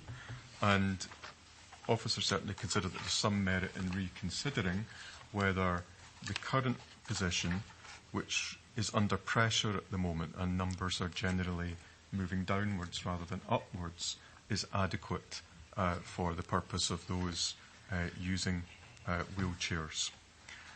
And more broadly, the Council has a position where it has 3 different vehicle regimes operating for taxis which relate to when the licence was obtained, and a wholly separate vehicle specification for private hire cars. And we think it may be time to have a broader look at those particular issues, and the Executive's asked to consider whether that's best done by way of a policy development panel, which is one of the tools in the hands of the Executive if it wishes to look into a policy matter in more detail. So, Convener, those are the matters dealt with by the recommendations. I'd mentioned the issue of consultation, and I should say that the proposals in the report were circulated to the members of the Taxi Forum, and there have been responses from 5 members. On the issue of the private hire car drivers, views are mixed on those from taxi operators.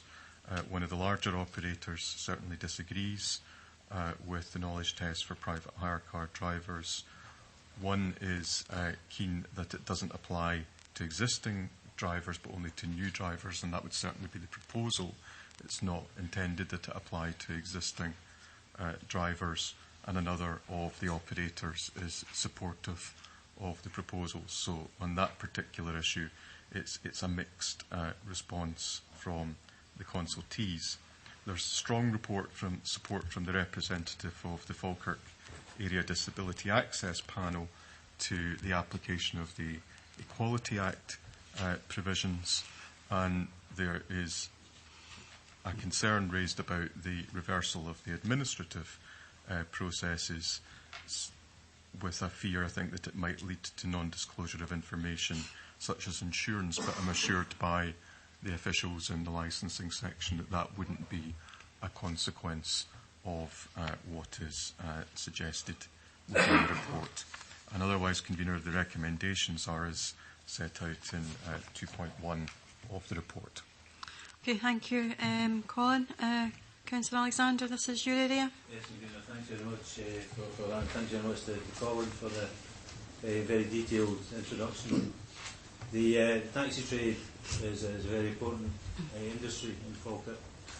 It's also a very important service, and we have to treat it both as an industry and as a service.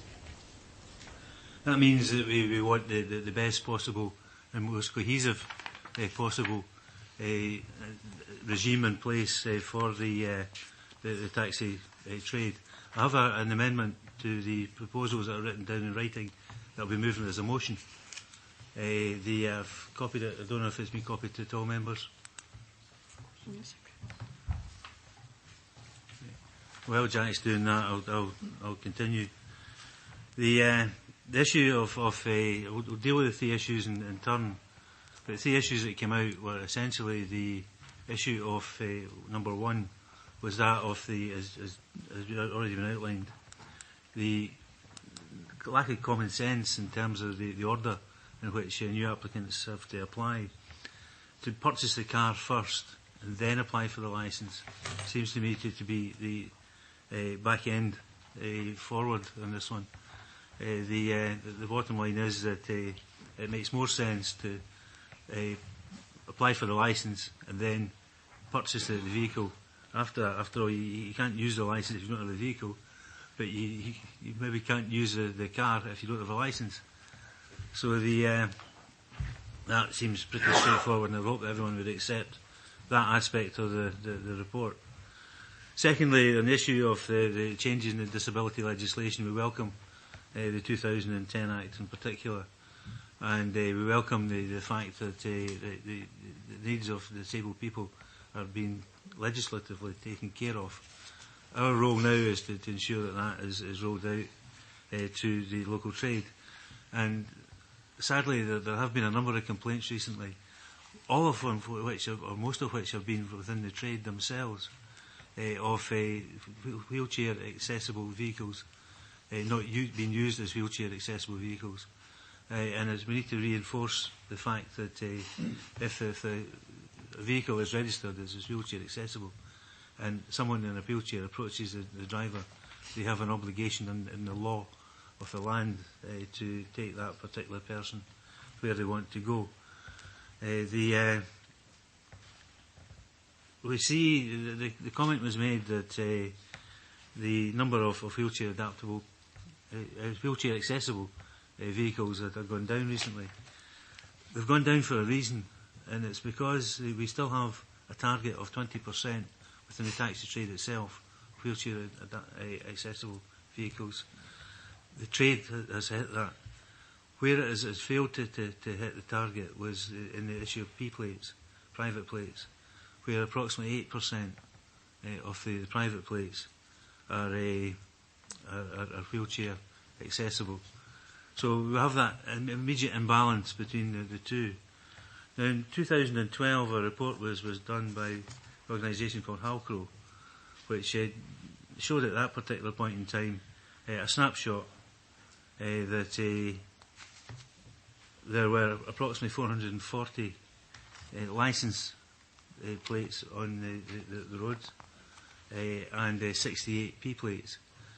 In 2017, the figures for taxi trade themselves, taxi drivers, taxi operators, has stayed pretty static, around about 440. But the number of P-plates has risen quite dramatically to 150. This is causing concern within the trade, and myself and Councillor Hughes spent a Friday night going round the ranks speaking to taxi operators, and the concerns that were expressed by the taxi drivers themselves were very much along the lines of the unequal basis between the taxis and private hire plates.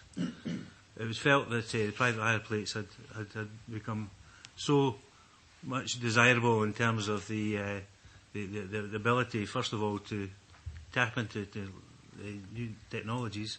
The app, for example, that can be downloaded into a P-plate system, and the increased awareness of the sat-navs. It was felt then that the proposal to equalise, to begin the process of equalisation between the two categories was necessary, and that's why we've brought forward the proposal this morning to change that particular aspect of the administrative side of the process.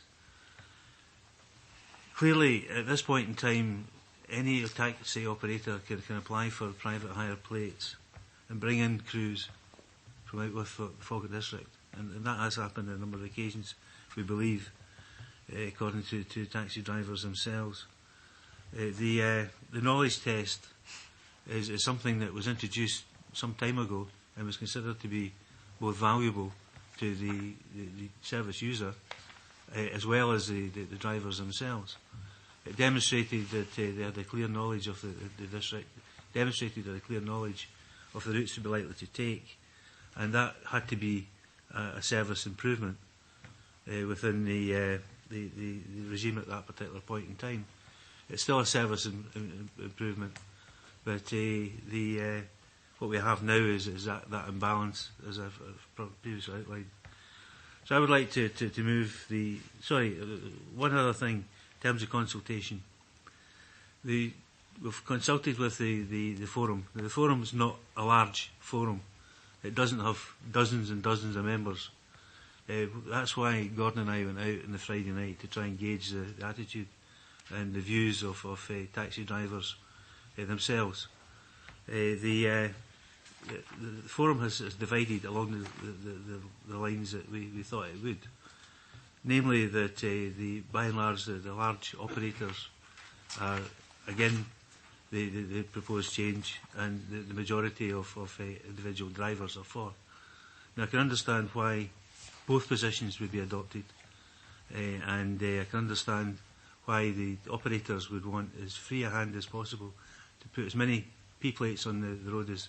And there's one significant employer who has recently, with the applications that they've had, of actually now have a majority of private hire plates within their fleet than over taxis, which is unprecedented. We have, I'll finish up by saying, Convener, we have a lot of work still to do with the trade to ensure that it can be a trade that allows for a decent wage to be paid to the individuals who are employed within the trade. The Halcro report itself showed that a disparity in the number of taxis, and we're only talking taxis at this point in time. We had Falkirk, for example, with 329 taxis per head of the population. In other local authorities and other areas, you have Leicester, for example. Leicester and Leeds, take Leeds first. 1,649 vehicles per head of the population, to one vehicle.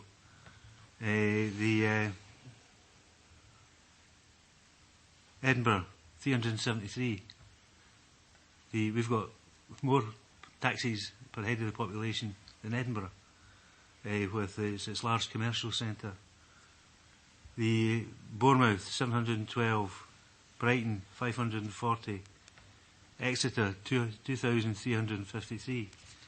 There is an issue with regards to ensuring that, first of all, we have a sustainable trade, and the feedback we're receiving from individual drivers is that they're having to work longer for less, and that's something we want to try to address. That's why, Convener, that we can't have consultation while there's an open book for applications, because we know what will happen. There'll be a glut of applications for P-plates, if there was an indication that, for example, in 3 months' time, the policy may change. That's why we're asking for that change now, so that we can go into the with a level playing field to the extent of the local knowledge tests, and we can also have the policy development panel looking at other issues relating to the taxi trade. And we can work with the trade at that point in time, work with the service users at that point in time, and bring forward, I think, further proposals which will address some of the anomalies that are within the trade at the moment. But these three can be addressed immediately, and I would formally move the recommendations contained within the sheet that I've passed. Do you want it read out, Convener? I think unless people want it read out, I think I'm content that everybody can read the... I thank you for that, Councillor Nimmo, because I think it's a very pragmatic approach. I think the formation of a policy development panel that will allow evidence to be taken from the taxi trade and the service users, as well as the views of elected members and the general public, to be involved in that is going to be a very useful exercise in the way forward, and I hope that we'll be able to take that as a collaboration and something that we'll be able to get a good outcome from. Anybody else wish to make any other contributions or comment? Councillor Goldie? Yeah, if I could just first refer you back to your achievements. It says re-establish a taxi and licensing forum. Mr Moody agreed that the forum was set up in 2012 and it's met every time it just follows on with the council elections. Set well before 2012. Would you agree with that? Sorry, what did Mr Alexander say? Yes. I'm just asking, no, isn't the case? Well, I'll just ask it again, ask it a different manner. How long has the taxi and licensing forum been set up, and when was it set up? My understanding, Convener, is that the decision to formalise the membership of the Taxi Forum was indeed taken in 2012. I think the Environment and Community Safety Committee, if I recall correctly. That's fine, thanks. Indeed, that was the second forum that had been established. The one before that as well. But again, it's a new council and it has just been re-established, and I think they've only just started to hold the first meetings. That's held its first meeting here. Yes. So you've re-established it. It's never done. But anyway, look, that's a moot point, because first of all I must say that the motion is a good motion. I must say that. And there is a problem among the taxi trade, and it's got to be addressed. You can never really get, I suppose, unanimity with the taxi trade. I've had meetings in the town hall with them over the years, and to a certain extent we could agree when somebody stood up what company they worked for, what their response was going to be. So I'm happy that that's the case, and I'm happy that it's going forward. It was just one point that Councillor Alexander made. He says people find themselves working longer for less. We've just introduced that in the council under your administration. You talk to a lot of your employees, they'll tell you that as well. So it maybe it was something we should be looking at in their own situation. Maybe one Convener. First of all, trust Mr Goldie to take us away off the tangent. Secondly, there is nothing that has happened in this administration that wasn't contained within your budget that would be defended. Well, that wasn't one of your achievements, so we just get the bad things. You introduced it. Grow up. Yeah. Your administration introduced it. Just go and ask your employees. But I'll bring it back to you. We've got a copy. We've all got the letter. Perhaps you maybe need to go back to your colleagues and see when it was initially discussed and when it was initially introduced. And look at it there. You introduced it. Okay, if no other comments, and we moved, seconded, content with that report. Okay, thank you. Agenda item 10 is flags at Falkirk Council buildings. I had to say that very carefully. Colin, are you taking this one? I'm afraid it's me again. This report seeks to consolidate and codify the practices of the Council in relation to the flying of flags. It doesn't propose significant change on what is currently done by way of ad hoc decision making, but seeks to gather together a lot of what has been done in the past and have it written down so that people know how flags will be flown in the future, and importantly, when flags will be lowered as a mark of respect. There's also a separate issue raised in the report at section 4 on the site for the Denny and Dunipace community flag, and my colleague Mrs Geisler will address that later on. The first question addressed in the protocol is which flags will be flown, and there's no change proposed in relation to the current council decision, which is that both the Union flag and the Saltire fly. But having looked at the protocol for the Scottish Government and also a number of other local authorities, the Executive is asked to consider whether it wishes to fly the rainbow flag, as the Scottish Government does, and also what the Executive's view is in relation to the European flag on the question of the United Kingdom leaving the European Union. On the question of the lowering of flags, there is a suggestion in the protocol which would allow for consistent practice in the future and sets out the significant public figures for whom it's suggested it would be an appropriate mark of respect to lower the flags in the future. And at that point, I think it would be appropriate to hand over to Mrs Geisler to address the Denny and Dunipace flag. Yes, thank you. As members can see at paragraph 4 of the report, there has been funding provided to the community by Foundation Scotland for a number of purposes, but one of which was to develop a flag for the community, and that work has now been completed. There's been a request come forward to the Council for permission to locate the flag and the flagpole associated with that, which has already been acquired within the new town square, the redeveloped town square at Denny Town Centre. Other locations have been identified, and these are described in paragraph 4.1, and the various pros and cons are articulated there. There has been a public consultation exercise undertaken as part of the flag project, not the town centre project, and as a consequence of that, a clear preference has emerged from within the community for the town square to be the appropriate location. Appendix 2 to the report, which shows where the flag would be located, and Appendix 3 shows the type of flagpole that's already been required. That's obviously not the relevant flag that's shown in the illustration. The funding for the project thus far has been provided, as I see, by Foundation Scotland. It's also been provided from third-party resources, and so it's not proposed that the authority would meet the installation costs of the flagpole, and the management of the flag will be done by the Community Council. However, we do obviously have an interest in ensuring that the installation is undertaken effectively, because it will be on council property. The implications are contained in the report, and the recommendation, I'll take it back to Colin for the recommendations. Yes,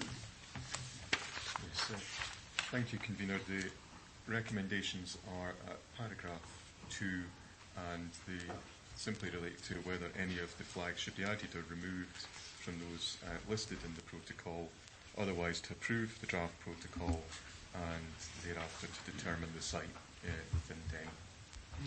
Thank you, Colin. Just at one point, it's my understanding, Convener, possibly, I hope you'll tell me I'm wrong, but the council is not going to pay for the cost of erecting the flagpole and putting it in sight in situ. I think if you allow me to actually move the actual report. I was just going to move that the council do that. Councillor Goldie, and we can take that matter, because I'll defer to the local member on that, who will have more information in relation to it. Well, fine, but could I just finish and be saying... Well, I've not moved the recommendations. It's courtesy to allow the convener to move that first, Councillor Golding. I didn't invite anybody to actually speak. I thought you did. No, I didn't. You were looking the way you always look when you're looking for a speaker, so I just... The light wasn't even on. No, I didn't. I allowed Mr Moody to finish, and you chose to jump in. Not for the first occasion. The protocol before us reflects pretty much where we currently are and what actually happens at this moment in time with regard to the flags, but it brings it into a recorded process for the future. It does ask us to actually make some decisions in relation to a number of items. The first one being is whether or not we would wish to fly the rainbow flag at certain times. I would say that in keeping with a progressive and more tolerant society and recognising the diverse communities that we make up, that we should fly the rainbow flag on local Pride days and indeed mark any national events in line with the Scottish Government. I would also suggest and move that we continue to fly the European flag for the time being, and that any decision is deferred until whenever we actually do leave the EU, if indeed that ever comes to fruition. In relation to the Denny Town Centre, I would defer to the local members as they have far greater knowledge on the community's views and wishes with regard to this. I've got Councillor Colley and then Councillor Garner. I'd like to make a point in relation to the rainbow flag. I agree that we should fly it on Pride days should we ever have a Falkirk Pride, but also on the International Day of Homophobia, Biphobia and Transphobia. I'm afraid that's a bit of a mouthful. I think we've come a long way as a society for LGBT people, with equality of rights right through to equal marriage, beginning in 1980 with the decriminalisation of consensual same-sex relationships, the scrapping of Section 2A in 2000, and right up to the 7th of November this year, when Nicola Sturgeon stood up in the Scottish Parliament and proposed a bill that would give automatic pardons to gay men with historical convictions. I think it's important that we do this, particularly to mark the International Day of Homophobia, Biphobia and Transphobia. I'd like to read you some statistics, and these are very recent ones, that 1 in 6 LGBT people have experienced homophobic or biphobic hate crime or an incident over the last 3 years. 1 in 5 have experienced verbal bullying from colleagues, customers or service users. Nearly half of LGBT pupils have experienced bullying, 8 out of 10 have self-harmed, and 45% says that they have tried to take their own lives. LGBT young people are at a higher risk of experiencing mental health problems than any other young person, and I think it sends a strong message from the Council that we value all citizens equally. Thank you for that. Councillor Garner. Thank you, Convener. Thank you for that, Councillor Colley. On to the community flag, the Denny flag. I don't know what you know about the Denny flag. This was a project that started quite a while ago by a resident called Peter O'Donnell, who's done an amazing amount of work in bringing this flag forward. Denny is quite unique. Denny and Dunipace, should I say. It's the only town in Scotland that has their own flag, recognised by the Lord Lion and everything that he's put in place. Peter's raised money for this from the word go, getting the flag up and running. Well, I've been out on site to identify the place that would be best to site the flagpole. This project's taken a little time in coming together, and I'm fully supportive of where it's going, fully supportive of the flag, and I congratulate Peter on the work he's done. Also, the project, Denny Town Centre, has been delayed recently, and that's not due to Falkirk Council. And the funding for this would be, I think, for putting the flag in place, which I think the figure's £600, if I'm correct. I think it would be a good gesture by the Council to go ahead and fund that, if that's possible. Mrs Geiser can come in on that in a second. But yeah, fully supportive of the report, and I don't know if it's ever happened in the executive. I've brought a prop along. For some reason, maybe not aware of what the flag actually looks like. Yeah. And is that the right way? No, it's not. There we go. There we go. So if anybody's not seen the flag, that's the flag that will be flying 95% of the time. So just to let you know. There you go. See that? You see that, Councillor Goldie? You seen it? Actually, what repeater on it, I've seen it. I'm very well aware of it. I saw it now. Fairly happy with the colours. So I'm glad that we've been able to bring it forward for Denny, for the people of Denny, and hopefully this will get passed. Thank you. Can I just ask Councillor Gardner why he asked if I had seen it? Was he aware of the work that I had done in it? Like? Yeah, I've seen the email trail.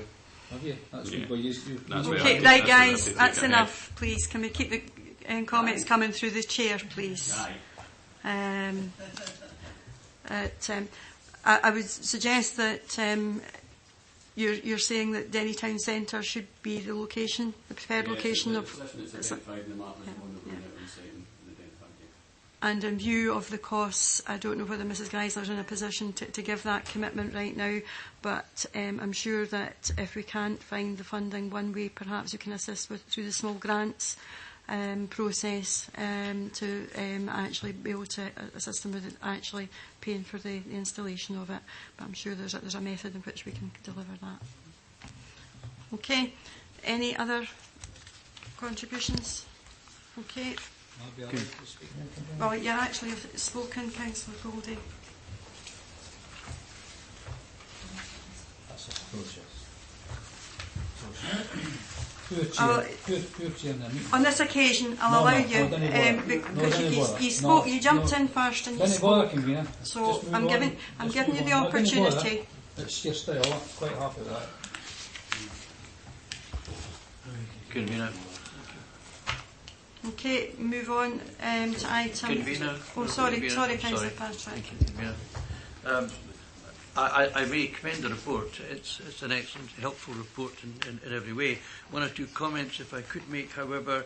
Could I suggest, for example, it be considered that under the Armed Forces flag, that the date may be corrected to August, because locally we recognise the Armed Forces Day in August. That's what I would.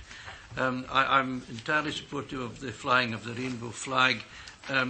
Could I ask, however, that any time it is being flown, normal protocol will be recognised regarding any special events which are provided under the protocol.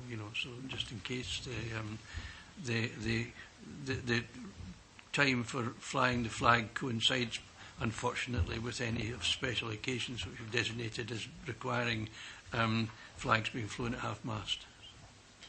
Yes. The one thing I would like to suggest, however, is that we should seriously consider restricting somewhat the flying of the flag on the death of someone prominent.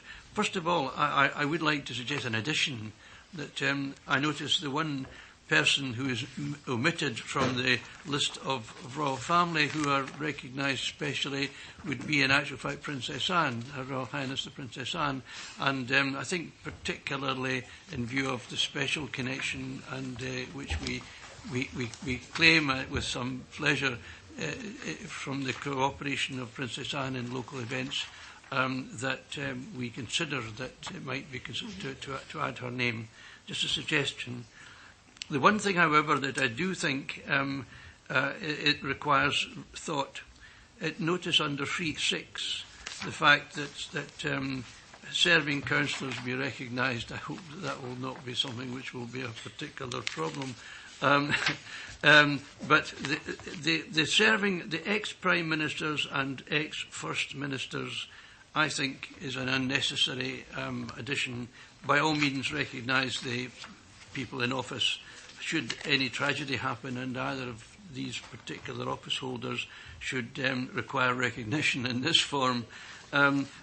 We now have an amazing number of ex-Prime Ministers and First Ministers still with us. I suppose we should rejoice in the fact that in one sense, that we still have them with us, but I don't see it necessary that they should be included within the special protocol.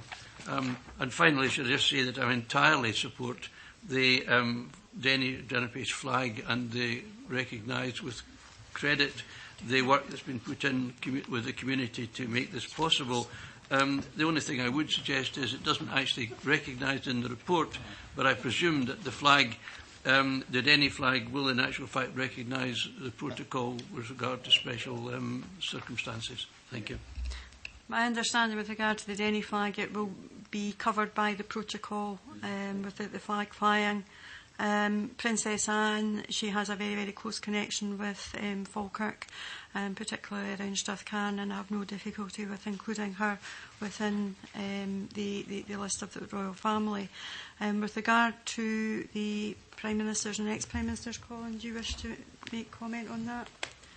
One of the reasons for putting them in is just a suggestion to the Executive so that we know where we would stand on the matter. And the issue arose, I think, most recently on the death of Baroness Thatcher, where I think some local authorities lowered their flags, some didn't, and there was some inconsistency of practice across the country. So it's merely a suggestion that would allow people to know what the future practice of the Council would be. If it were restricted to current Prime Ministers, it's unlikely to happen very much, because I think the last current Prime Minister to die in office was Lord Palmerston. So there would be, I think, some gaps between that for happening again. But it's a matter for the Executive to determine. There's nothing much turns on which of the choices the Executive makes. Councillor Spears. Point of clarification to Councillor Patrick. Is he saying that when flags are at half-mast, some flags shouldn't be flown and all flags should be flown at half-mast? I think I'm simply saying that no, I'm not indicating to be any special arrangements, but simply the normal flags that we would fly would, on the occasions when such a necessity occurs, then that these flags would be put into the protocol. I'm certainly not suggesting there should be any exceptions.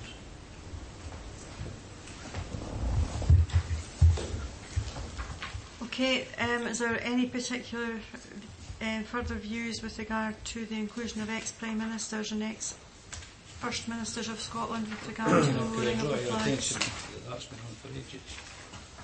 Okay, Councillor Goldie, I did actually invite you to speak. When? That was the last debate. It was in the same debate. So it was a different aspect. Well, it was just to draw to your attention, I'm sure you all know, that it is important that I think that we recognise Princess Anne, because I got the great honour of giving her the Freedom of Falkirk on behalf of the citizens of Falkirk. So not only has she got wonderful connections with Strathcarn Hospice and the work she does, and other things in Falkirk, but she's a freeman of the borough. And we did agree to that. Councillor Nimmo? Just for clarification, Convener, for the funerals for First Ministers and ex-First Ministers, which flag would be flown at half-mast? Both. Them all, right. So they go both in the fee on them all, which Mr. Moody advises which flags would fly. The ordinary practice is that two flags fly, the Union flag and the Saltire, and if the Union flag and the Saltire were both flying, as they would be on a weekday if there was a funeral, then both would be lowered. Okay, we all agreed? Thank you.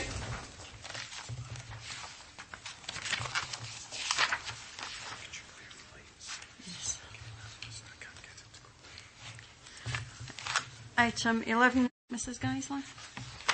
Thank you, Convener. Yes, this report endeavours to do 4 things as summarised in paragraph 1. It is to give members an update on the market testing exercise that was undertaken in relation to the Council's civic headquarters, and progress on the advice and support hubs rollout work. Also information relating to the early years community campus at Langley's Bainsford, and finally a request to declare surplus a number of properties identified as being surplus to requirements as a consequence of the strategic property review. First of all, the market testing exercise. First of all, at paragraph 3 of the report, there is a summary of progress since the last meeting. But as far as the market test exercise is concerned, there were 5 interests lodged at the appropriate time regarding possible projects, and the process for assessing these applications, these interests, is described in paragraph 4.1 onwards. There's a summary of the themes that ran through the submissions that were received, which were considered to be a healthy response to the request, and identification of some relevant points. One particularly that if we were to pursue any of these, there would require to be a more formal procurement process, and that timescales in relation to pursuing any of these options could be considerable, particularly where there were third-party interests and where site assembly work would need to be undertaken. And with specific reference to the Civic HQ element of the project, I think it's important to note that the project that originally was countenanced by members is now not deliverable. There have been a number of changes. Obviously, the first was the decision not to proceed with the Arts Centre as part of the Forth Valley College project, and there have been subsequent decisions in relation to funding that have been identified for that. So we'll need to do further work both on the town centre project that I've just described, the potential project, and also as a means of delivering the HQ project. But one of the things that's also very important is the emergence of the investment zone project and the need for us to knit together the work we're doing on town centre regeneration HQ and the investment zone project. So the timing for that now is very good. We will be undertaking this work in the coming months, as we say in the report, and with a view to reporting back to the Executive in the spring of 2018, although, as I understand it, we will also be competing for another important event in spring of 2018 now. The next part deals with the early years expansion work that's been undertaken associated with the decision taken in June 2017 for the expansion of facilities at Langley's Primary School for the early years expansion. Work being done on the property review identified a need to revisit the potential reprovisioning of the Dawson Centre, which is on the neighbouring site. Members may be aware of, for the purposes, changes that will be happening to that centre in relation to current occupation, means that it's now come on the radar for the SPR. And so we have looked at potential for integrating the Dawson Centre as part of this new project. So the options for moving forward are described in Appendix 2 to the report in some detail. These are option 1, which would remodelling the Dawson Centre, as I suggested, remodelling facilities at the school, which is probably a more efficient method of using the existing school estate, or proceed with the provision of completely additional modular accommodation in the grounds of Langley's Primary School, which was the expectation at the time that the decision was considered in June of this year. And as I say, these are detailed in Appendix 2, so I'd like members to consider which one of these they would wish to proceed with. Advice and information hubs, starting with the West, Cairnbank House, Denny, is obviously the site that's been identified for the creation of the West Hub. The regeneration of that facility would be in the form of 2 phases. That would be, the first one would be for the West Hub. The second phase would be reorganising the office itself, which would enable the building to be occupied, as I've said here, as a citizen-centric hub, which is clearly going to be very important for the community, but also a corporate base with shared occupancy from a number of agencies. And that's definitely been promoted as the way forward for public buildings, as members will be aware. The timescale, the draft timescale is included in paragraph 6.2. Central Hub that would be the final of the 3 hubs to replace the front-facing element of the one-stop shop facilities at Calendar Square, and obviously Camlin, as was previously discussed. And we've made approaches to the landlord to extend the lease with the one-stop shop for the time being. And whilst we continue the work that we're undertaking in respect of identification of a site for the location of the West Hub, and we'll be reporting back to members on that. Sorry, the Centre Hub, we'll be reporting back to members on that in the early course. Finally, properties to be declared surplus. These are described in paragraph 7 of the report. These are buildings that are currently vacant or about to become vacant, and the request is to have these declared surplus for the purposes of disposal. So the recommendations, Convener, reflect what I've just said. It's to note the progress of this SPR, to note the work that we're intending to do in relation to the market testing for the Civic HQ development, to agree the preferred location for your early years accommodation, and to note progress in relation to the support hub together with the surplus requirements. Thank you. Thank you, Mrs Geisler. We have the update report before us. The recommendations are, as Mrs Geisler has detailed as in section 2. We're required to take a view on the preferred option for delivery of early years at Bainsford Langleys. Having met along with officers and a significant group of community activists within the area, and looked at the various options for the expansion of the early years, I think it was clear that their wish was the Dawson Centre be retained for community use and taken forward as a community asset transfer. I think that came fairly clearly across during that particular discussion. I would therefore move that option 2, remodelling of the facilities at the school to increase the nursery capacity, be taken forward as part of the recommendations, and agreeing to the other aspects of item E. Okay, Councillor Gardner. Happy to sign that. Okay. Any questions? No. Yep. Convener, just in relation to the Pullman Community Centre, I was under the impression that this was subject to previous budget decisions, and it had already been declared surplus and it was to be sold. Mrs Geisler? My understanding is that these are all these properties, the decisions in relation to their future use have already been taken, and just merely what we're doing merely is formally declaring them surplus to requirements to allow that, which is a requirement in terms of the Council standing orders, to allow that process to be initiated in terms of the disposal. But decisions in respect to them have all previously been made. Okay. Okay, we all agreed? Because I'm one of the local members as well, but don't panic.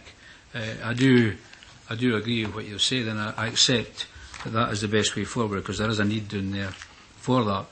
I've got one wee concern, and that's about the Dawson Centre. I understand that there's some discussion about another group joining in along with the Dawson Centre people. I'm glad enough, happy for the community to have it. But I think in general terms, we need to be careful, and maybe something we need to look at. Some of these buildings would transfer for £1, the assets that were given away. So if you were a kind of aspiring local businessman or local group, you could have 2 or 3 businesses for £3. You could have 2 or 3 premises for £3. Obviously, you would still need to make it work for yourself, and there'll be conditions. But I think we need to look at the aspect of one group owning more or managing more than one community asset. I think that's something I'd like to look at. No problem with the Dawson Centre, no problem with the people down there, and the thing about the school. Quite happy with that. But I think we need to register a situation. I mean, it's a curious situation where we're doing it for the right reasons.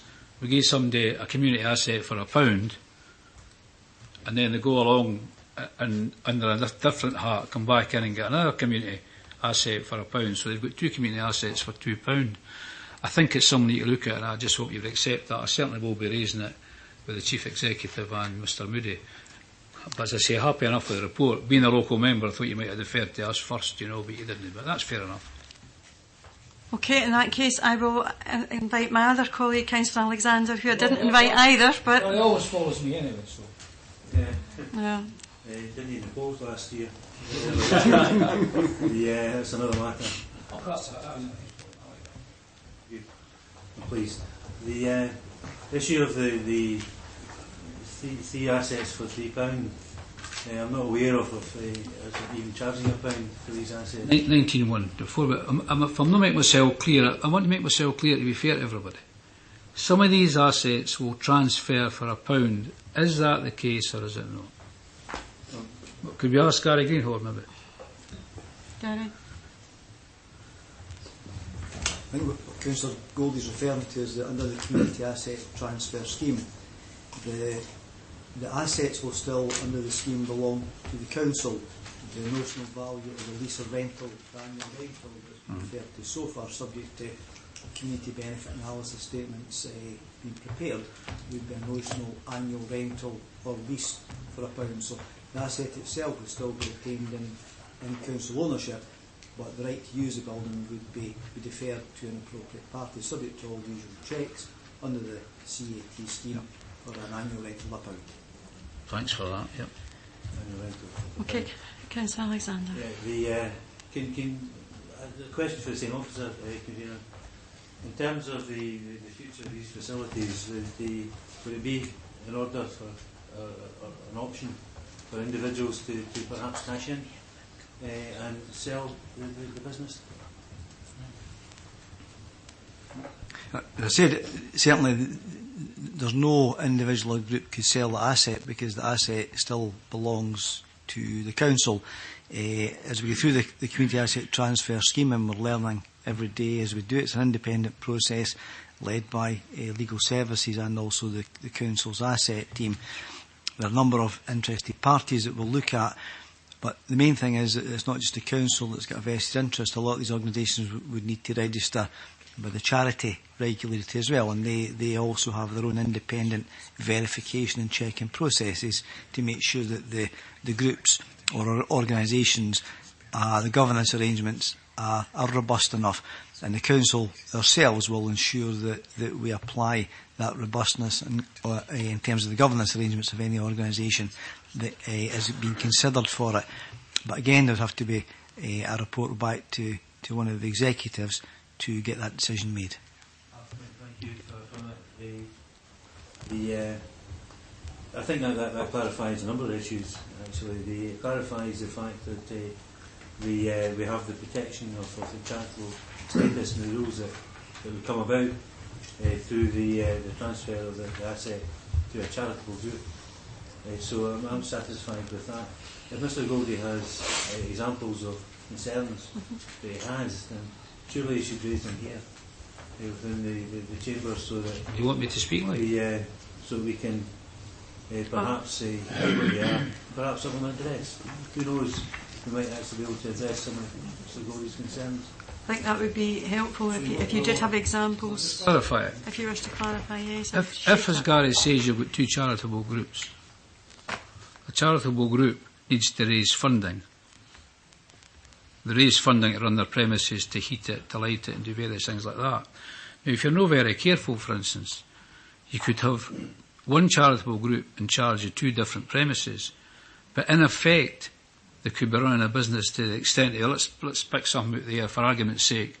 Let's say we're continuing to have functions, licensed functions in that charitable group. The charitable groups do that. They don't need to train their staff. They don't need to do anything. All they've got to do is get an occasional licence. So in effect, you could have two premises if you were the same committee. I'm not to say they all would, I'm not saying that, but there's a situation there where you could be running that form of a business to raise funds for your group. That's all I'm saying. You've got to be very careful of that. I think under community asset transfer, there has to be a clear business case, and it has to be very much focused on not so much a business, but on the community interests and raising funds in relation to meet your obligations there. So I'm not entirely sure that under the lease that we would be giving, that what you're saying would be allowed. Well, just being fair on this, just be honest, fair about it. Gary said the reports were to come back. I've raised the concerns. You're not sure. I'm only saying it's something we've got to look at. It's as straightforward as that. But certainly, it would be wrong to suggest that a lot of the community halls that we've got aren't being used for licensed functions from time to time, so that the committee can raise funding and that the community can use it, but it's still being used as a licensed premise to an extent. It's a grey area. That's what I like to say. I think we're straying into terms of licensing law, because I'm certainly aware there's protections there even for occasional licences. So I think we will get some of that clarified, but perhaps it's best out with this meeting to do that. But I appreciate that you've raised the concern. Okay, Councillor Rice. We're talking about the groups can only be charitable groups. I understand that. However, I do understand that when this has been done successfully, that business plans have been put and support has been given by the local authority to make sure the business plans are robust, so that the charitable groups don't open up for a year and then go. Can I ask, maybe Brian, maybe Rona, maybe even yourself, Gary, are we going to do something similar and give them support? Gary?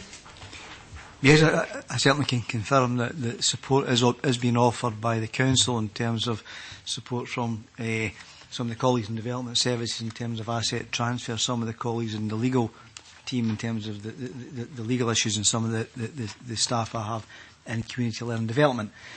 Over and above that, there's a couple of local and national organisations that are primarily set up to help local groups establish charitable status, and we're also pointing those groups to those voluntary organisations to get the help and support that they need. And indeed, that's happening in a number of cases just now. Yes, it's a strong, robust procedure.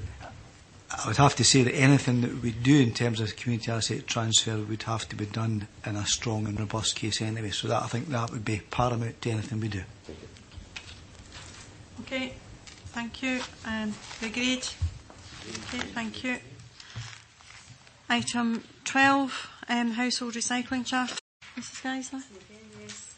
Yes, this report follows on from a report that was considered by the Executive in June of this year, when we looked at options for moving forward with the contents of our blue bin collection, which, as we know, are paper, card, metal, plastics and cartons. We call this commingled dry recyclate. In some cases it is dry.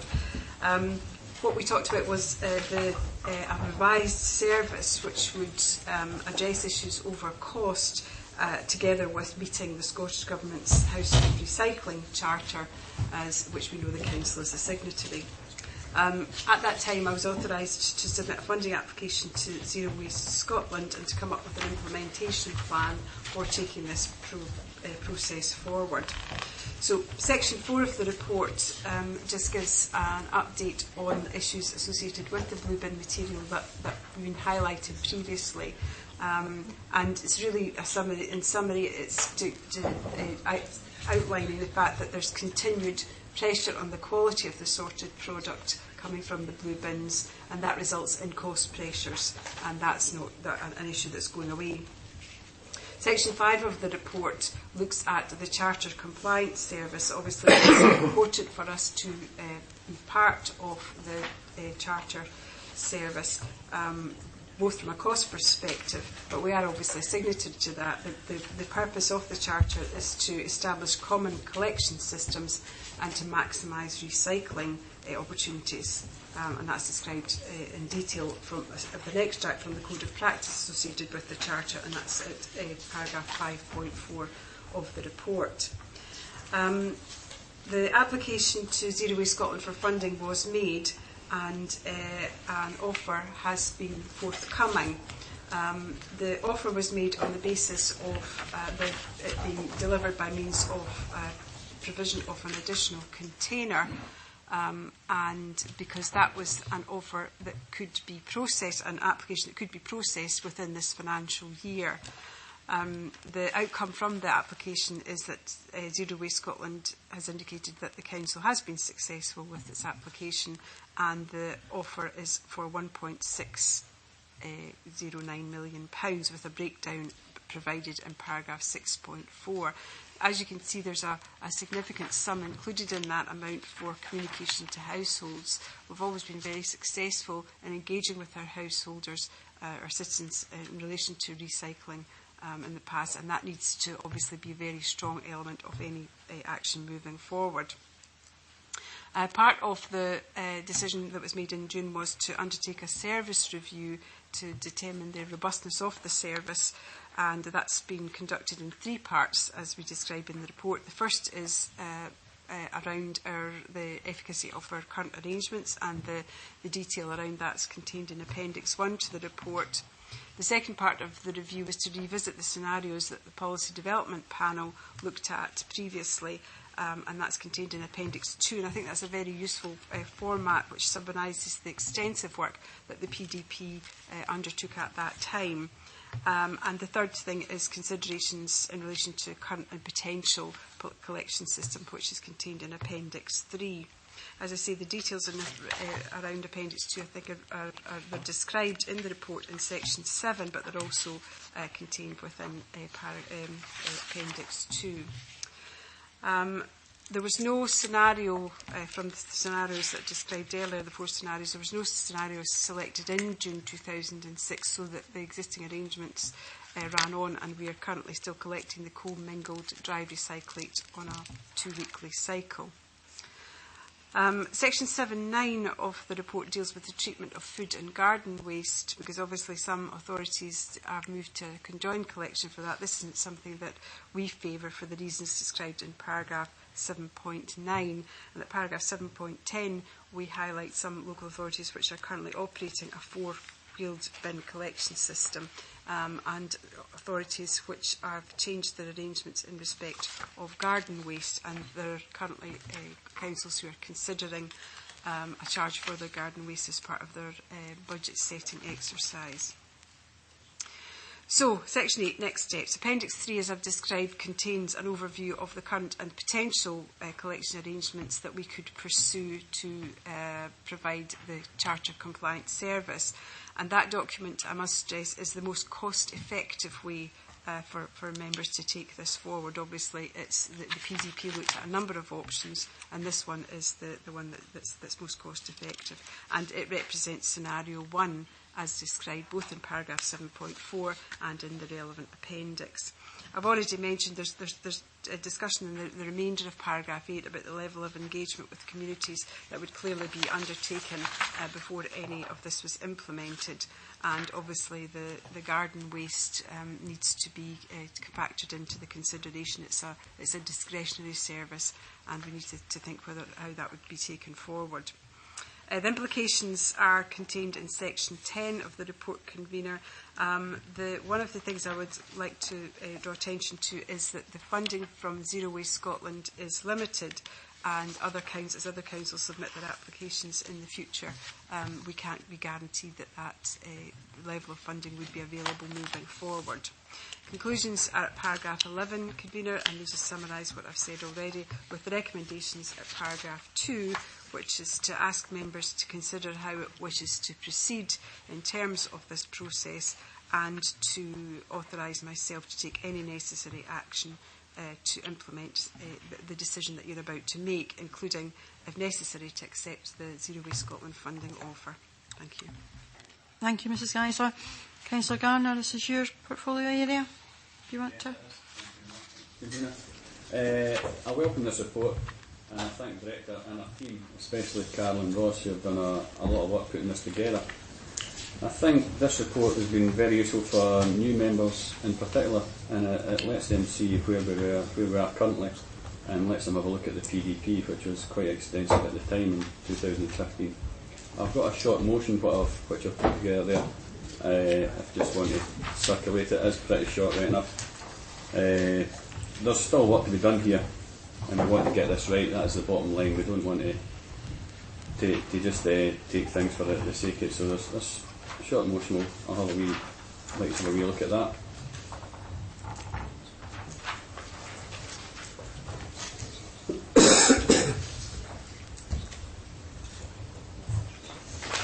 I'll just read it out quickly.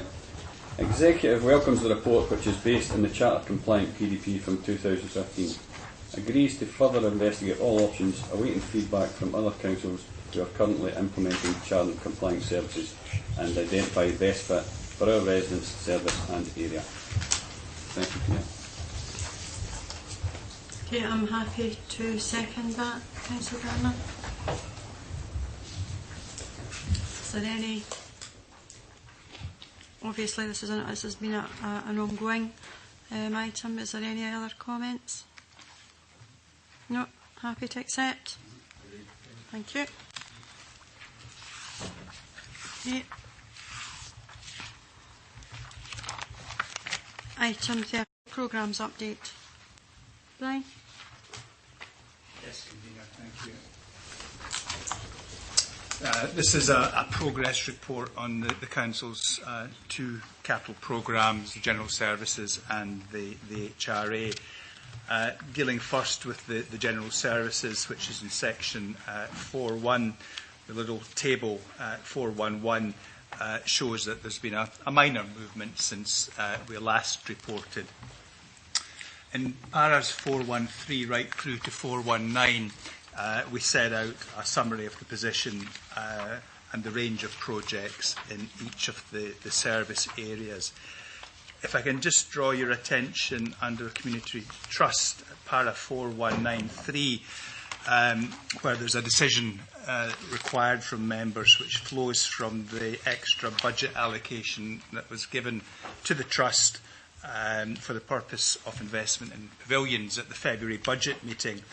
In the event the sum of 100,000 provided has proved short of what now has been costed to undertake work at both pavilions, so a decision is required by members on what they may wish to do, and we'll pick that up in the recommendations.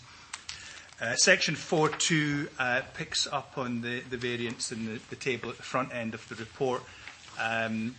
The components of the movement since the last report in September are the range of projects which are fully funded from external resources, close on £1 million, and they're set out in para 4.2.2. And in terms of slippage, the somewhat detailed table at 4.2.3 sets that out for you. Glancing down the range of projects there, you can see there's a number of projects that have been injected there to mitigate the slippage. The largest element there in terms of projects is under development services for Arnotdale House, and an explanation for that particular project is given at paragraph 424. In terms of resources, para 431 just summarises the relatively small movement since we last reported. We then turn in section 4.5 to the HRA, the Housing Capital Programme, and the position there remains essentially as it was when we last reported. And similar to the format for General Services, paras 4.5.2 through to 4.5.7 give you a summary of the main spending blocks. Resources for the housing side of the house is set out, or are set out, in section 4.6.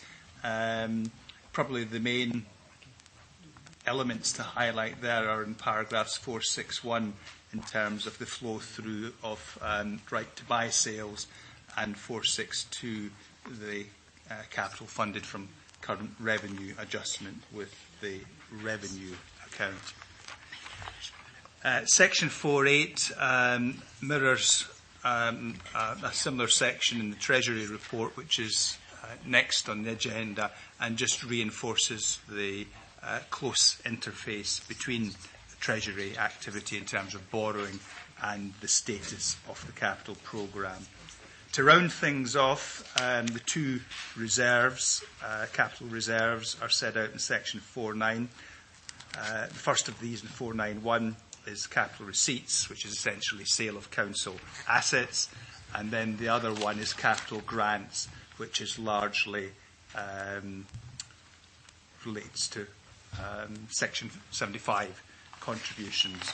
So jumping back to the recommendations at the front of the report, 1 to 3 are essentially asking you to note the position, but item 4, as I flagged up earlier, invites committee to decide what action it should take in relation to investment in the football pavilions. I may say, given the sum involved and the state of the capital programme, there is headroom there to allocate the necessary funds to allow both pavilions to progress, if indeed that is the wish of the Executive. Thank you, Convener. Thank you, Brian. Things are pretty much as we expected at this point in time with regard to the capital programme, and it's really just a noting for update. In relation to item 4, I think it would be very difficult to pick and choose a community. I wouldn't like to see any community that had expectations of having something delivered through Falkirk Council's budget have that withdrawn. So in light of that, I'm minded that we consider funding both of the projects and allowing them to go ahead. So I would move the recommendations in section 2 and agree that we provide the additional funding for the investment in the football pavilions. Okay. Item 14. Sure what your point so is. It wasn't entirely the SNP's achievement, your achievement. It was other members' achievement as well. The report does not say it's the SNP it says achievements. Our achievements. Councillor Alexander. Yeah, Convener, just in the same locality. In terms of the wall garden, we missed off the achievement of it was achieved through the Criminal Justice Authority in terms of, and the Scottish Government in terms of the work that's done in Dollar Park. We missed off the list. Maybe you want to include it later on. Yeah, as it did say in my statement, that these were some of the achievements and that we could have gone on, or some of the key areas of work, to be precise, if we go back to what the report actually said. Councillor McHugh? Just to see the list isn't exhausted. No. Councillor Bowes? Yeah. I keep this really simple. I've got great respect for senior councillors there, but I can ask a question about the actual the paper that you put in the actual the movement in the variance, Brian, which actually seems quite small. Now, am I correct in reading into it? It's because we've accelerated a number of projects that's actually kept that number under control. Yeah, yes, there is a degree of slippage of projects,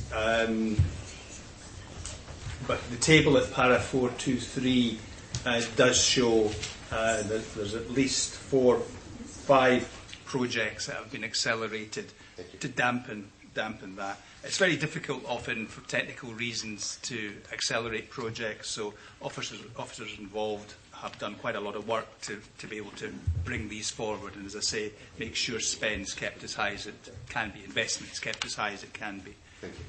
So that would be the normal practice? It would be, yes. Okay, are we agreed on the capital? And move on to the Treasury Management? Thank you, Convener. I appreciate this has been a long meeting, so I won't dwell in this report. We're required to produce an interim report with the Treasury Code of Practice. Section 4 provides a backcloth, and of course we've had a more recent update in terms of the Chancellor's budget. Probably the main item to note in that section is the rise in interest rates for the first time in a very long time, as noted in para 413. 4.2 turns to the borrowing strategy, and as I've already highlighted in the previous report, the strong interface with between Treasury and Capital. At para 422, We note a further reduction in projected borrowing from when the position was last reported, and that's summarised in the table in that paragraph. The figure of 28 million in terms of capital programme, the middle column in the top line, is explained in the table in the following paragraph 423, and the 7 million variance on temporary borrowing is explained in para 424. There's mention at 425 of us looking to unwind the under-borrowed position, and just to emphasise, that's not under-investment, it's more the means by which we finance that investment, which has been a sensible way of doing things. And indeed, the Accounts Commission in the recent, very recently published overview of 1617 acknowledged that as a common strategy adopted by councils. In section 4.3, we turn to the other side of the coin, investment as opposed to borrowing. And as always, the opening paragraph there deals with the criteria we adopt. Security of anywhere we invest money, liquidity, how quickly we can get it back, and only then do we turn to yield, the actual interest rate we get. Section, or rather para 433, just gives you a snapshot at a moment in time. That very much escalates, ebbs and flows. But at that point in time, we had just over 36 million held in investments over a range of institutions. Section 4.4, similar to the capital programme we've just seen, has a range of prudential indicators, and they're there to provide members with comfort that the Treasury function operates within appropriate control and risk management parameters. 4.5 is just alerting you to the fact that the Council's banking arrangements are currently out to tender, and that's been evaluated, and a decision on that will be made hopefully in the relatively near future. And 4.8 picks up in what's termed MiFID II, which essentially is a new set of rules which councils, and indeed all institutions dealing in the markets, have to satisfy to obtain professional status. So I don't think there's any risk of us failing to meet that, but there's a number of hoops that we need to go through to secure that status. And perhaps finally, there's a appendix picking up on some benchmarking information with respect to investment balances, and you can see from that that we sit fairly comfortably in the average range relative to other councils. And just bring you back to the recommendations at section 2. The first two are inviting executive to note the report, and the third one, consistent with the code of practice, is inviting you to refer the report on to council for consideration. Thank you. Thank you, Brian. This is our Treasury Management interim review. I'm happy to move the recommendations and this report be referred on to council. I'm also happy to second that. Okay. Any questions for Brian? Okay, thank you. Is the community empowerment lease of Winchester Avenue, Denny?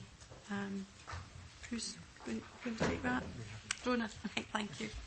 Thank you, Convener. Yes, this is a relatively short, hopefully straightforward report in relation to community empowerment activity, albeit, as we'll see later on, this isn't being pursued via the Community Empowerment Scotland Act. We've had a request from a Scottish charitable incorporated organisation called Derry and Bonnybridge Men's Shed to lease to them the premises at 19F Winchester Avenue, Derry, for a nominal rent. They're currently occupying that in a short-term lease at the moment, but the lease that they're proposing to take on now would be for 5 years. We've had a discussion already today about the process that the council would pursue in relation to applications under the Community Empowerment Act. That's a fairly robust process. The legislation itself is quite robust, and obviously the process that we follow as well here. However, there's quite prescriptive and precise arrangements associated with that legislation. But there is already regulations, there were already regulations in place which dating back to 2010, which allowed local authorities to dispose of property at less than market value under certain circumstances, and these circumstances are described in paragraph 5.2.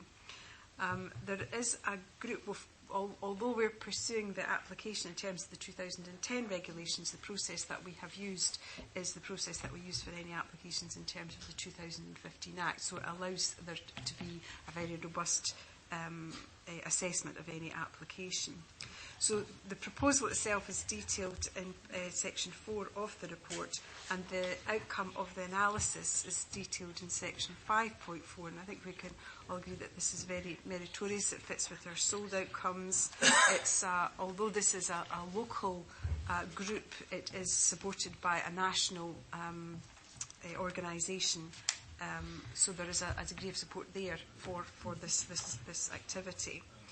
The proposal is, as I said, for the group to occupy the premises for a period of 5 years on a nominal rent. The financial implications for the council are that this property would, if rented on the market, would be £4,200 per annum. So that's the implications for us. Other than that, the risks as identified are in paragraph 7.4. But there are obviously safeguards in relation to recovering the property if the project didn't proceed. And the recommendations are contained in section 2 of the report, and that's to agree to lease the unit for 5 years on a full repairing and insuring terms at a nominal rent of £1 per annum, and to note the proposals are in compliance with the Council's obligations, and that I be authorised to proceed to conclude the transaction thereafter. Thank you. Okay, thank you, Mrs. Geisler. I think this is a good example of the Council and the community working together. We know that there are significant benefits of this type of community-based project in keeping with the health and social care agenda and maintaining people within their community. It's preventative with regard to mental health, social isolation, as well as addressing low levels of need within the community that wouldn't be addressed in a more formal way. I'm therefore happy to move the recommendations as in section 2. I think Councillor Garner was first. Happy to second that. And I'd just like to say a wee bit here. I'd like to welcome this report and agree with the recommendations and thank Mrs. Geisler for bringing this forward. But I'd like to hand over my colleague, Councillor Crawley, because she's been dealing with the group to quite a level, so she's well aware of how the group standards are, so I'll hand over. Okay, Councillor Crawley. Yeah, I think it's very positive, and I very much welcome the work that officers have done to move this forward. I know it's taken some time. Also, the support of former Provost Reid, who's been very supportive of the project. I think the men's shed movement is well established. It began in Australia, and recognising that there needed to be more of a health infrastructure to improve men's health and well-being, and to provide support to men in need arising from mental illness or other debilitating illnesses. I think we know that men are less likely to access preventative health support, and we know that particularly retired men are likely to have fewer community-based health sessions, that they're likely to access fewer of them and find it harder to make friends in later life. The Men's Shed movement was set up to try and support that and support the health and well-being of individuals. I've had the opportunity to meet the group on more than one occasion and have discussions about their plans for the future, and they're very interested and very much intergenerational as well to work and share their skills. There's many skilled craftsmen who are involved in the group to share their skills with younger men as well. And I think it's a very welcome development, and I thank the officers for their work on it. Okay, thank you. Any other comments? No, agreed? Okay. Right, thank you very much this morning, folks.